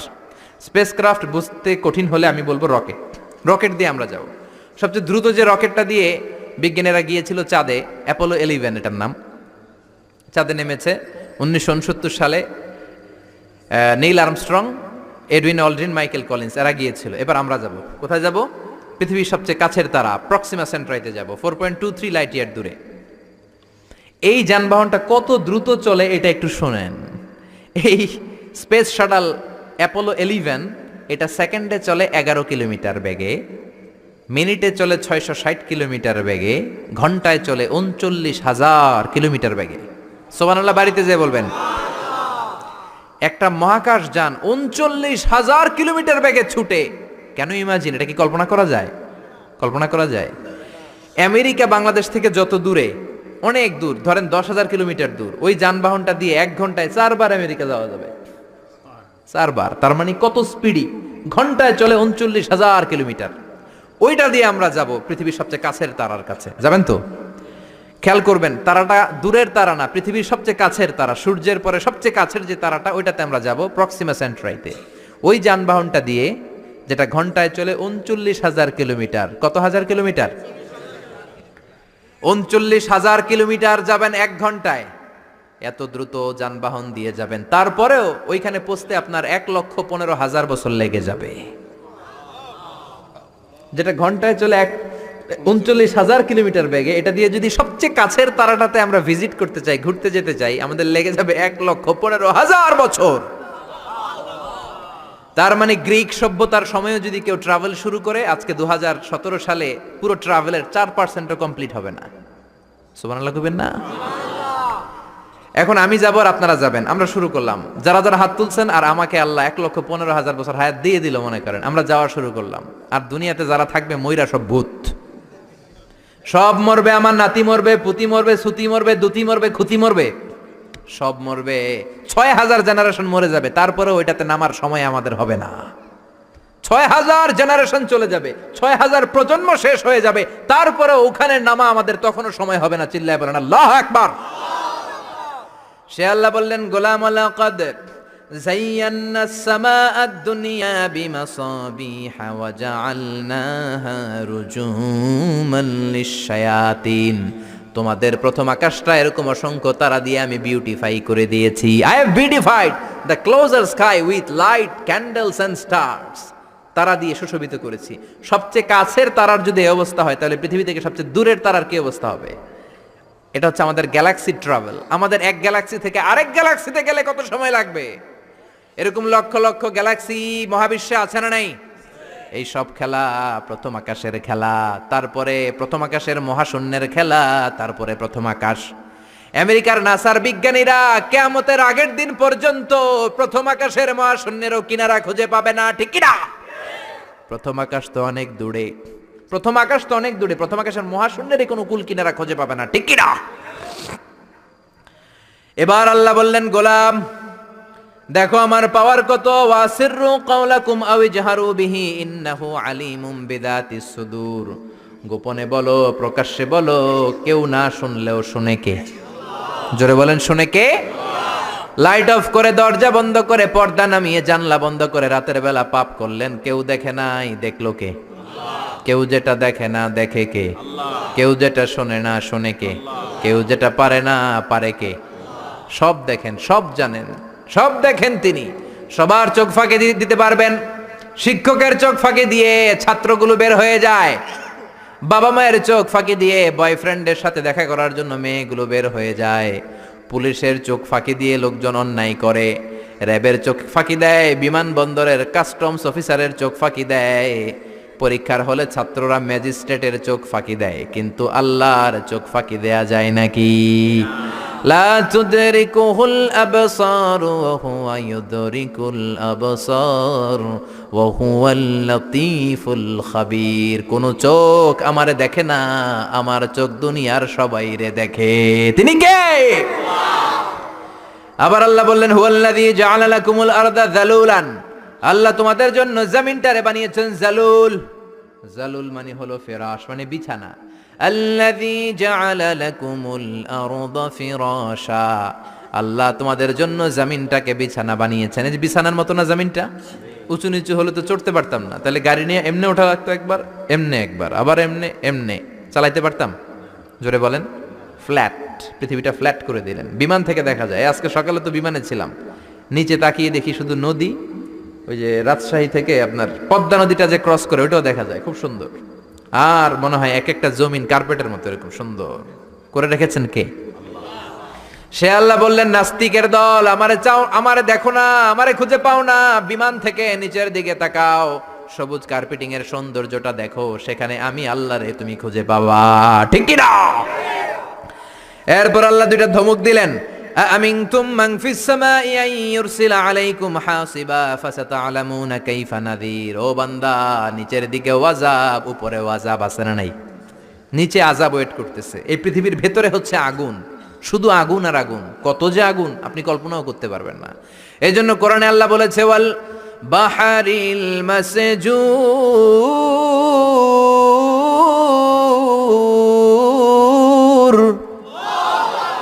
আমি আল্লাহ ফুটন্ত গরম টকবগে সাগরের পানির কসম খাই। সুবহানাল্লাহ। সাগরের পানি নাকি গরম, আমরা তো দেখি ঠান্ডা, কিন্তু আল্লাহ বলে না না, সাগরের পানির ভেতরে আগুন আছে না নাই? আছে না নাই? আগ্নেয়গিরির জ্বালামুখ যখন বার্স্ট করে, আগুনের লাভা বেরিয়ে আসে, এটা প্রমাণ করে পৃথিবীর ভেতরে আগুন আছে না নাই? আবার আমেরিকার বিজ্ঞানীরা গবেষণা শুরু করলো, কয়ে আগুন, সাগরের ভিতরে তো আগুন পাই না। চলে গেল প্রশান্ত মহাসাগরে, সবচেয়ে গভীর জায়গার নাম পোর্টোরিকো, 33,000 ফিট। কয় পাইপ ঢুকা, পাইপ ঢুকাতে শুরু করলো। নেভাল একাডেমি থেকে বিশাল জাহাজ এনে পাইপ ঢুকায়, আগুন বের করবে। পাইপ ঢুকাতে ঢুকাতে তারা পেল আগ্নেয়গিরির, প্রথমে পেল পাললিক শিলা, পাললিক শিলার স্তর, রূপান্তরিত শিলার স্তর, এরপরে আগ্নেয়গিরির শিলার স্তর। নেভাল একাডেমির চিফ বলে আরো পাইপ ঢুকাতে ঢুকাতে প্রশান্ত মহাসাগরের মাঝখানে পোর্টোরিকো প্রায় 33,000 ফিট গভীর ঢুকানোর পরে তারা দেখে না, পাইপ যতই ঢুকানো হয় পাইপগুলো গলে গলে পানি হয়ে যায়, পাইপগুলো গলে গলে মুহূর্তের মধ্যে হাওয়া হয়ে যায়, কোনো পাইপই খুঁজে পাওয়া যায় না। সুবহানাল্লাহ পড়েন। তার মানে ভিতরে আগুন আছে না নাই? প্রমাণ হলো আগুন আছে। এবার জানতে চাইলো আগুনটা কি মানের, আগুনটা কেমন পাওয়ারফুলি, এটা দেখতে চাই। এবার চিফ বলল, ফায়ার প্রুফ পাইপ নিয়ে আসো। কি প্রুফ? জোরে বলেন। ফায়ার প্রুফের পাইপ। কি পাইপ? জোরে বলেন না। ফায়ার প্রুফের পাইপ, যেটা ভিতরে ঢুকালে আগুনে গলবে না, নেভাল একাডেমি এবার আমেরিকা থেকে আনলো ফায়ার প্রুফের পাইপ। দেখি তো আগুনটা কি মানের, কত ডিগ্রি সেলসিয়াসের। ঢুকা 33,000 ফিট শেষ, আরো ঢুকা রূপান্তরিত শিলা, পাললিক শিলা, আগ্নেয়গিরি শিলা। এবার ঢুকাচ্ছে, যত পাইপ ঢুকায় ফায়ার প্রুফের পাইপ। ফায়ার প্রুফ চিনেন তো, আগুন ধরে না। বুলেট প্রুফ বুঝেন? প্রধানমন্ত্রী শেখ হাসিনার গাড়িতে গুলি করলেও গুলি ঢুকবে না, ডোনাল্ড ট্রাম্পের গাড়িতে গুলি করলেও গুলি ঢুকবে না, কারণ এটা বুলেট প্রুফ। ওই পাইপ যেটা এবার ঢুকালো এটা ফায়ার প্রুফ, আগুন ধরবে না। আগুনের মধ্যে পাইপটা সারাদিন রেখে দিল, পাইপের কিছু হবে না। ওই পাইপ যখন ঢুকাতে শুরু করলো, ঢুকাতে ঢুকাতে পাললিক শিলা, রূপান্তরিত শিলা, আগ্নেয়গিরির শিলা, এগুলো পার করার পরে যখন ভিতরে পাইপ ঢুকায়, দেখতে পেল ফায়ার প্রুফের পাইপগুলো গলে গলে আগুন হয়ে যায়, গলে গলে পানি হয়ে যাচ্ছে, হাওয়া হয়ে যাচ্ছে, ধোঁয়া হয়ে যাচ্ছে। চিল্লায় পড়েন আল্লাহু আকবার। তার মানে পৃথিবীর ভেতরে আগুন আছে না নাই? আল্লাহ বললেন, গোলাম মনে করো না আমি তোমাদেরকে ধরতে পারবো না, মাটির নিচে আযাব আছে, উপরেও আযাব আছে না নাই? মাঝে মাঝে শিলা বৃষ্টি দেয় কে? শিলা বৃষ্টি দেয়, ফসলগুলো থাকে না, সব শেষ। অ্যাসিড রেইন, শিলা বৃষ্টি, উল্কা বৃষ্টি দিয়ে আল্লাহ শেষ করে দিতে পারেন, ঠিক কি না? এরপরে আল্লাহ বললেন, গোলাম পাখির দিকে তাকাও। কোন দিকে তাকাবেন? যারা আল্লাহরে খুঁজে পায় না তাদেরকে বলবেন পাখির দিকে তাকাও। কোন দিকে তাকাও? আওয়ালাম ইয়ারাউ ইলাত তায়রি ফাওকাহুম সাফাতিন ওয়া ইয়াকবিদ মা ইউমসিকুহুন্না ইল্লার রহমান ইন্নাহু বিকুল্লি শাইইন বাসীর। নাস্তিকগুলো কি আমার পাখিগুলোর দিকে তাকায় না? সুবহানাল্লাহ। এই যে পাখিগুলো থাকে ফাওকাহুম সাফাতিন, পাখিগুলো কেমনে ডানা মেলে উড়ে বেড়ায়, এভাবে উড়ে না? দেখছেন? আবার নামার সময় ডানা গোটায়, ডানা ঝাপটায়, কেমন করে পাখিগুলো উড়ে। শূন্যের মধ্যে পাখিগুলো কেমন করে উড়ন্ত থাকে। এই পাখিগুলোরে শূন্যে ধরে রাখলো কে? আল্লাহ ধরে রেখেছে। কেউ ওদেরকে শিখায় নাই, শিখিয়েছে আল্লাহ। হাঁসের বাচ্চাগুলো জন্মের পরে পানিতে নেমে যায়, সাঁতার কাটতে শুরু করে দেয়, পা নাড়ায়, পাখা নাড়ায়। কে হাঁসের বাচ্চারে শিখালো যে এমনি সাঁতার কাটবি? কে শিখাইছে? গাভীর পেট থেকে বাছুর বের হয়, দাঁড়ানোর পরেই মায়ের ওই গাভীর ওলানের মধ্যে ঢু মারে কি মারে না? কে ওরে বললো এদিকে গুতা মারলেই তোর রিজিক বেরোবে? সুবহানাল্লাহ কইবেন না? আল্লাহ বললেন পাখির দিকে তাকাও। আওয়ালাম ইয়ারাউ ইলাত তায়র, কারণ পাখির মধ্যে নিদর্শন আছে না নাই? পাখি নিয়ে গবেষণা করলে পাখির রব আল্লাহরে খুঁজে পাওয়া যাবে, ঠিক কি না? এজন্য কোরআনের অনেক জায়গায় আল্লাহ পাখির কথা বললেন, ওয়া আরসালা আলাইহিম তায়রান আবাবিল। আবার কাবা ভাঙতে এলে পাঠাও আবাবিল। দাও খোদা দাও আমায় আবার উমার দারাজ দিল। সুবহানাল্লাহ বলেন। আবাবিল পাখি দিয়ে আল্লাহ আব্রাহারে শেষ করলেন, ঠিক কি না? এরপর সাইয়েদনা সুলাইমান আলাইহিস সালামের একটা পাখি ছিল, নাম কি? হুদহুদ। ওয়া তাফাক্কাদাত তায়রা ফাকালা মালি লা আরাল হুদহুদ। পাখি কই? ওইটার জুমিং পাওয়ার এত বেশি ছিল পাখিটার চোখে। সাইয়েদনা সুলাইমানের সিংহাসনও চড়তো, পাখিটাও চড়তো। আর কত হাজার ফিট নিচে সুমিষ্ট পানি আছে, এত উপর থেকে ওটা দেখে দেখে বলে দিতে পারতো কোন সুবহানাল্লাহ। আবার জান্নাতে যখন যাবেন আপনাদেরকে ভুনা পাখির গোশত খাওয়াবে কে? খাইবেন? খাইবেন না? ওয়ালাহামি তায়রিম মিম্মা ইয়াশতাহুন। এমন চমৎকার পাখির ভুনা গোশত আল্লাহ খাওয়াবে, তোমাদের আত্মা ঠান্ডা হয়ে যাবে। সুবহানাল্লাহ। পাখির ভুনা গোশত দুনিয়াতে খাইছেন? দুনিয়ার ভুনা গোশতের মতো নাকি জান্নাতের ভুনা? ওই যে ভুনা গোশতের কথা শুনে জিহ্বায় পানি আসছে অনেকের। কত পাখির কথা আল্লাহ কোরআনে বললেন। আল্লাহ বললেন, আওয়ালাম ইয়ারাউ ইলা তায়র, don't they see to the birds. পাখির দিকে কি তারা তাকায় না? কি করে পাখিগুলো উড়ে? পাখির মধ্যে তো আমি নিদর্শন রেখেছি। এই পৃথিবীর সবচেয়ে ছোট্ট পাখিটার নাম হচ্ছে হামিং বার্ড। নাম শুনছেন? নর্থ আমেরিকাতে পাওয়া যায়। এটা যখন প্রাপ্তবয়স্ক হয় তখনই এটার সাইজ হয় মাত্র 3 ইঞ্চি। কয় ইঞ্চি? 3 ইঞ্চি। পৃথিবীর সবচেয়ে ছোট পাখি, পৃথিবীর সবচেয়ে ছোট পাখি। পৃথিবীর সব পাখিগুলো সামনের দিকে উড়ে, এই পাখি সামনে উড়ে, এট দ্য সেম টাইম পেছনে উড়ে। কোন পাখি এমনি উঠতেছে আবার পিছনে উঠতে দেখছেন? এই হামিং বার্ড সামনে উড়ে, পেছনে উড়ে। এই পাখিটা প্রতি সেকেন্ডে ডানা ঝাপটায় 80 বার। কয়বার? আপনি কয়বার হাত নাড়াইতে পারবেন এক সেকেন্ডে? হ্যাঁ, জোরে মারলেও তো 5টা। কিন্তু এই পাখি মারে 80টা। সুবহানাল্লাহ পড়েন। এরকম হাজার হাজার পাখি বানিয়েছে কে? আলপিন সুইফট, সাউথ ইউরোপে একটা পাখি আছে। এই পাখিটা শূন্যে উড়ন্ত অবস্থায় থাকে টানা 8 মাস। কয় মাস? 8 মাস। 8 মাসে মেঘের আপ থেকে পানি খায়, পোকামাকড় ধরে খায়, উড়ন্ত অবস্থায় মলত্যাগ করে 8 মাসে একবার নেমে আবার উড়াল দিলে আবার 8 মাস। সুবহানাল্লাহ কইবেন না? আছে হোমা বার্ড, জিওগ্রাফিক্যাল চ্যানেল দেখে না, এগুলো দেখলে কপাল ঘষে ঘষে সেজদা দিতে মন চাইবে কারে? এই হোমা বার্ড উড়ন্ত অবস্থায় ডিম পাড়ে, ওই ডিম জামিনে পড়ার আগেই শূন্যে থাকতেই ফুটে বাচ্চা বের হয়ে ওই বাচ্চাও উড়াল দিতে শুরু করে দেয়। কোন সুবহানাল্লাহ। এজন্য আল্লাহ বললেন আওয়ালাম ইয়ারাউ ইলা আত-তায়রি ফাওকাহুম সাফাতিন ওয়া ইয়াকবিদ মা ইউমসিকুহুন্না ইল্লার রহমান ইন্নাহু বিকুল্লি শাইইন বাসীর। ওরা কি পাখির দিকে তাকায় না? কত ধরনের পাখি আমি তৈরি করে রেখেছি। Birds and aeroplane maintain the same flying mechanism when they fly. পাখি যেমনে উড়ে বিমানও তেমনি উড়ে। পাখির উপর গবেষণা করে দুইজন ইহুদি লোক বিমান বানিয়েছে, উইলবার রাইট, অরভিল রাইট, 1903 সালে, আমেরিকান নাগরিক। পাখি নিয়ে গবেষণা করে। আমগো সময় নাই, আমরা তো ও শেফালি জর্দা মেশালি তোকে দেখে গাই রিমিক্স কাওয়ালি আছে না নাই? আমরা দুম্মা চলে দুম, আমরা ক্রিকেট খেলা দেখি, ছোট্ট একটা বল, এই বলের পিছনে সবাই ছুটি, আর ইহুদিরা গোটা পৃথিবীটারে বল বানিয়ে ওইটা নিয়ে খেলে। ঠিক কি না? পাখি আর বিমান একরকম চলে। এটা আবিষ্কার করলে দুই ভাই, পাখি নিয়ে গবেষণা করলো দুই ভাই। যেই কোরআনে আল্লাহ পাখির কথা বললেন আমরা করতে পারি নাই, করছে ওই দুই ভাই। আমরা মদ আর নারী নিয়ে ব্যস্ত। ঠিক কি না? ওই দুই ভাই গবেষণা শুরু করলো, পাহাড়ে শুয়ে শুয়ে পাখির ছবি আঁকে, পাখিটা কেমনে টেক অফ করে, কেমনে ফ্লাই করে, কেমনে ল্যান্ড করে। গবেষণা শুরু হয়ে গেল, করতে করতে বানিয়ে ফেললো প্লেন। সেম পাখি যেমনে উড়ে বিমানও তেমনে উড়ে, বানিয়ে ফেললো। কিন্তু এখনকার বিমানের মতো না, ঢাকনা নাই, কিচ্ছু নাই, ইঞ্জিন একটা নিয়ে উড়ে আবার ধপাস করে পড়ে, ওরে আবার ধপাস করে পড়ে, আবার উড়ে আবার ধপাস করে পড়ে। হঠাৎ এমন একটা বিমান বানালো এটা আর পড়ে না, খালি উড়ে। সুবহানাল্লাহ। এতদিন মানুষের স্বপ্ন ছিল হায় রে পাখি উড়ে, আমরাও যদি উঠতে পারতাম। এবার মানুষের স্বপ্ন পূরণ হলো, মানুষও এখন উড়ে। আজকে আমি নিজে উঠছি। ঠিক কি না? আপনারা যখন হজে যাবেন আপনারাও উড়বেন। তারা আমেরিকা থেকে চলে গেল ফ্রান্সে। আমেরিকায় এই বিমানের খাওয়া নাই, তখন আমেরিকা অনেক গরিব ছিল।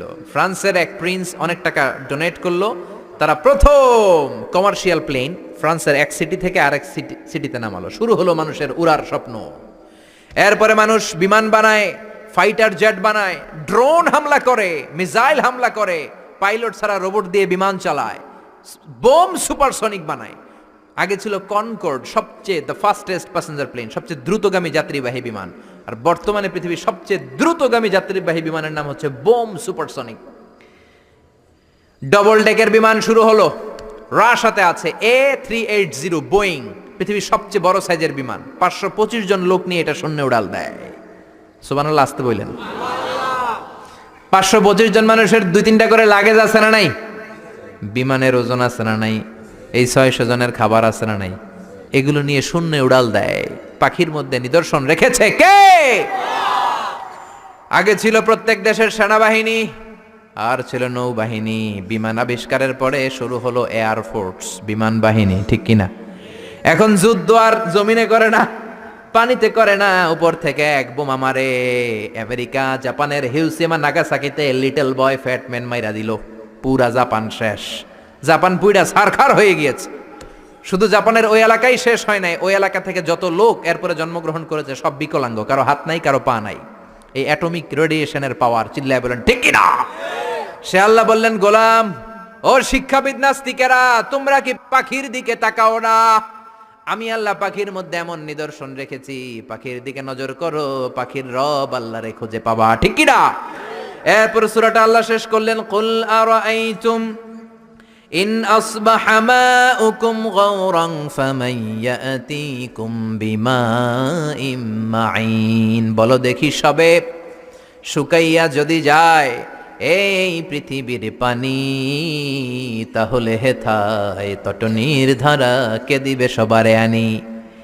একদিন যদি টিউবওয়েল চাপার পরে পানি না পাও, মোটর ছাড়ার পরে দেখো পানি বেরোয় না, টিউবওয়েল চাপতেছো পানি নামে না, তুম করে পানি দিব কে? ডোনাল্ড ট্রাম্প নাকি? নাকি আপনাকে এমপি দিতে পারবে? পানির মালিক কে? এজন্য পানি কার কাছে চাবেন? নাকি মেঘের কাছে চাবেন? নাকি ইসরাফিলের কাছে চাবেন? নাকি মিকাইলের কাছে? নাকি ইন্দ্রের কাছে? হিন্দুরা পানি চায় ইন্দ্রের কাছে। ইন্দ্র দেবতা আছে না নাই? ওরা মনে করে ইন্দ্র দেবতা পানি দেয়। আবার আমরা বৈশাখীর কাছে চাই কি চাই না? বৈশাখী মেঘের কাছে জল চেয়ে তুমি কাঁদবে, আমি চাই না তুমি কাঁদবে, আমি চাই না। তো চাস না তো বৈশাখীর কাছে চাবি কেন? বৈশাখীর কাছে চাওয়া যাবে না, ইন্দ্রের কাছে চাওয়া যাবে না, মেঘের কাছে চাওয়া যাবে না, চাইতে হবে কার কাছে? একজনই আমাদেরকে বৃষ্টি দিতে পারেন, একজনই আমাদেরকে বিশুদ্ধ পানি সরবরাহ করতে পারেন, তিনি কে? আল্লাহ মেঘ দে পানি দে ছায়া দে রে তুই, আল্লাহ মেঘ দে, পড়েন, আল্লাহ মেঘ দে পানি দে ছায়া দে রে তুই, আল্লাহ মেঘ দে। কে দিতে পারে? কে দিতে পারে?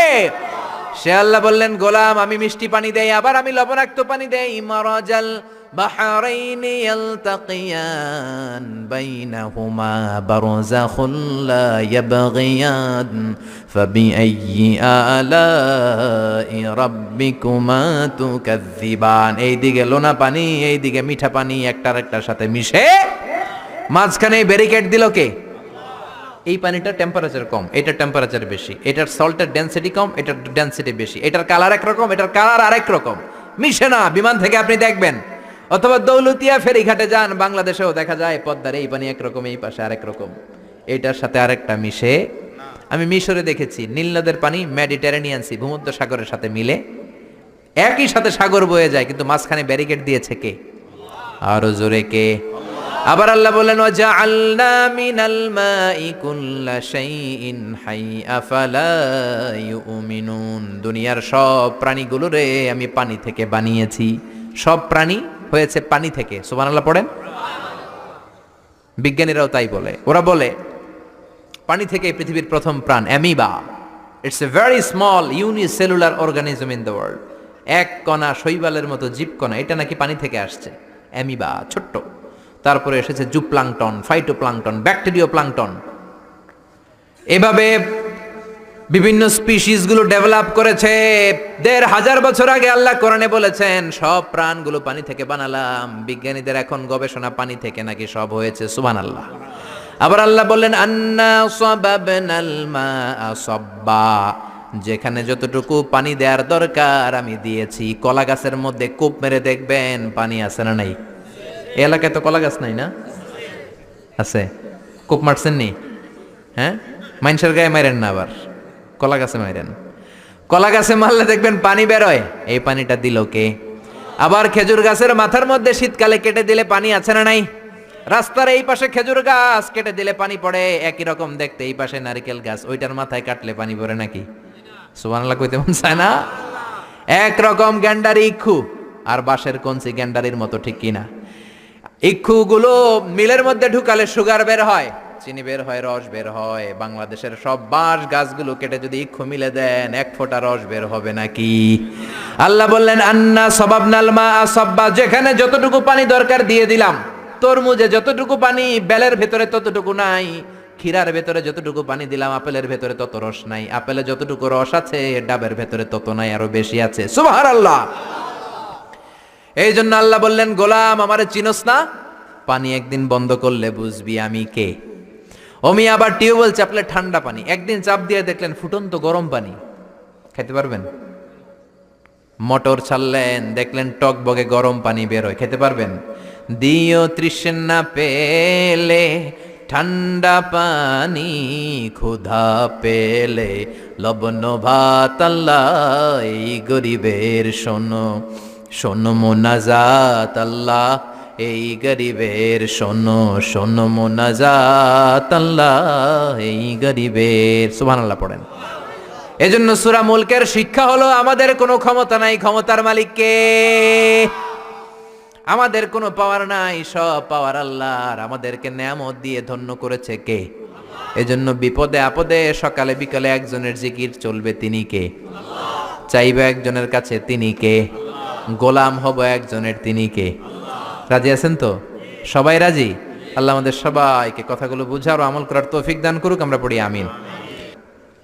শুকরিয়া জানাই যারা এই প্রোগ্রাম করেছেন, মধ্যম শাহ দৌলতপুর বাইতুন নূর জামে মসজিদের আয়োজনে যারাই ইন্তেজামিয়া কমিটিতে কাজ করেছেন, টাকা দিয়ে, পয়সা দিয়ে, গানের মঞ্চ না করে কোরআনের মঞ্চ করেছেন, কোরআনের কথাগুলো পৌঁছে দেওয়ার সুযোগ আমাদেরকে করেছেন, শুকরিয়া জানাই। যতগুলো কথা বলেছি কোরআন থেকে বলেছি, আল্লাহ সবাইকে আমলের তৌফিক দান করুক। আমরা পড়ি আমিন। সবাই ভালো থাকবেন, সুস্থ থাকবেন, কোরআনের সাথে থাকবেন। সুবহানাকাল্লাহুম্মা বিহামদিকা আশহাদু আল্লা ইলাহা ইল্লা আনতা আস্তাগফিরুকা ওয়া আতুবু ইলাইক। ইয়া রাব্বি লাকাল হামদু কামা ইয়ানবাগি লিজালালি ওয়াজহিকা ওয়া আযীমি সুলতানিক। লাকাল হামদু বিল ঈমান, লাকাল হামদু বিল ইসলাম। রব্বানা যালামনা আনফুসানা ওয়া ইল্লাম তাগফির লানা ওয়া তারহামনা লানাকুনান্না মিনাল খাসিরিন। ربنا آتنا في الدنيا حسنة وفي الآخرة حسنة وقنا عذاب النار। ও জান্নাতের মালিক, জাহান্নামের মালিক, আমরা জান্নাত চাই, জাহান্নাম থেকে পানাহ চাই। ও সুস্থ রাখার মালিক, অসুস্থ করে দেওয়ার মালিক, আমাদেরকে তুমি সুস্থ রাখো। রব্বুল আলামিন, গভীর রাত পর্যন্ত কোরআনের সূরাতুল মুলক থেকে আমরা আলোচনা শুনলাম। যতগুলো শিক্ষণীয় বিষয় নিয়ে আলোচনা হয়েছে সবগুলো জীবনে পালন করতে পারি তৌফিক দাও। তোমার গোলাম হয়ে যেন বেঁচে থাকতে পারি তৌফিক দাও। আল্লাহ, আমরা তোমার গোলাম, গোলামের ঘরের গোলাম, বান্দির ঘরের গোলাম, আমাদের 14 গোষ্ঠী তোমার গোলাম। রব্বুল আলামিন, তুমি যদি পানি জমিনের ভেতরে নিয়ে যাও, এই পানি ফিরে আনার কেউ নাই। তুমি যদি রিজিক বন্ধ করে দাও, এই রিজিকের ব্যবস্থা করার ক্ষমতা কারো নাই। তুমি যদি আমাদেরকে অসুস্থ করে দাও, পৃথিবীর কোনো ডাক্তার আমাদেরকে সুস্থ করার মতো কেউ নাই। আল্লাহ রে, সব তোমার হাতে, তুমি ক্ষমতার মালিক, তুমি আমাদেরকে হেফাজত করো। আল্লাহ, আমাদের ছেলে মেয়েগুলোর হেফাজত করো, আমাদের বাচ্চাগুলোরে তুমি মানুষের মতো মানুষ করো। আমাদের মধ্যে লাজ শরম ভদ্রতা নম্রতা বাড়িয়ে দাও, আমাদের মধ্যে আজব লেহাজ তুমি আরো বাড়িয়ে দাও। আমাদের ফ্যামিলি বন্ধনগুলো তুমি বাড়িয়ে দাও। বড়দেরকে যেন শ্রদ্ধা করি, ছোটদেরকে আদর করতে পারি তৌফিক দাও। এলাকার মধ্যে ভ্রাতৃত্বের বন্ধন সম্প্রীতি তুমি বাড়িয়ে দাও। প্রত্যেকটা ঘরের ছেলে মেয়েগুলোরে নামাজি বানিয়ে দাও। আমাদের মা বোনদেরকে খাদিজার মতো, আয়েশার মতো, ফাতেমার মতো কবুল করে নাও। আমাদের ছেলেগুলোরে সাহাবায়ে একরামদের মতো কবুল আর মঞ্জুর করে নাও। রব্বুল আলামিন, ফজরের সালাত জামাতে পড়ার মাধ্যমে যেন আমাদের দিন শুরু হয়। এশার সালাত জামাতে পড়ার মাধ্যমে যেন আমাদের রাত হয়। আল্লাহ, প্রতিদিন কোরআন তেলাওয়াত দিয়ে যেন ফজরের পরে আমার দিনটা আমি সুন্দর করে শুরু করতে পারি রে আল্লাহ। জি বাংলা, স্টার জলসা, কিরণমালার মতো এই ভয়ঙ্কর সিরিয়ালগুলো থেকে আমাদেরকে বাঁচাও। আমরা যেন চোখ হেফাজত করতে পারি তৌফিক দাও। হালাল হারাম বেঁচে চলতে পারি তৌফিক দাও। কোরআন সুন্নাহ যেন অধ্যয়ন করতে পারি তৌফিক দাও। প্রতিদিন একটি করে হলেও তোমার কোরআনের আয়াতের অনুবাদ যেন আমরা শিখতে পারি তৌফিক দাও। রব্বুল আলামিন, প্রবাসী ভাইয়েরা দোয়া চেয়েছে, তাদেরকে তুমি হেফাজত করো আল্লাহ। সভাপতি অসুস্থ, সুস্থ করে দাও রব্বুল আলামিন। এই 56,000 বর্গ মাইলের প্রতিটা ইঞ্চি মাটিকে তোমার কোরআনের ঘাঁটি হিসেবে কবুল করে নাও। আমরা যেন একসাথে হাতে হাত রেখে, কাঁধে কাঁধ মিলিয়ে ডিজিটাল বাংলাদেশ গড়ার কাজে অংশগ্রহণ করতে পারি তৌফিক দাও। এলাকার জনপ্রতিনিধি যারা আছে তারা যেন এলাকার বেশি বেশি খেদমত করতে পারে তৌফিক দাও। রাজনৈতিক দাঙ্গা হাঙ্গামা, হরতাল, মারামারি, কোপাকুপি থেকে আমাদেরকে বাঁচাও। আমাদের নেতা নেত্রীদের মধ্যে তুমি ভালোবাসা বাড়িয়ে দাও। সমঝোতা সংলাপের মধ্যে, সম্মানের মধ্য দিয়ে তারা যেন দেশ চালাতে পারে তৌফিক দাও। আমার যখন ফুরাবে দিন, আসবে গহীন রাতি, থেকো আল্লাহ দুনয়নে হয়ে চির সাথী, আসবে গহীন রাতি। রব্বুল আলামিন, কয়দিনের হায়াত নিয়ে এই ক্ষণস্থায়ী দুনিয়াতে আছি আমরা জানি না, তারপরও আমাদের অহংকার কমে না, বুঝ আসে না, আমাদের লোভ কমে না। আমার বাড়ি, আমার গাড়ি, আমার সব, এগুলো আমরা বলি। আল্লাহ, কবে আমার বাড়ি, আমার গাড়ি সব ছেড়ে দিয়ে আমি চলে যাব আমি জানি না। রব্ব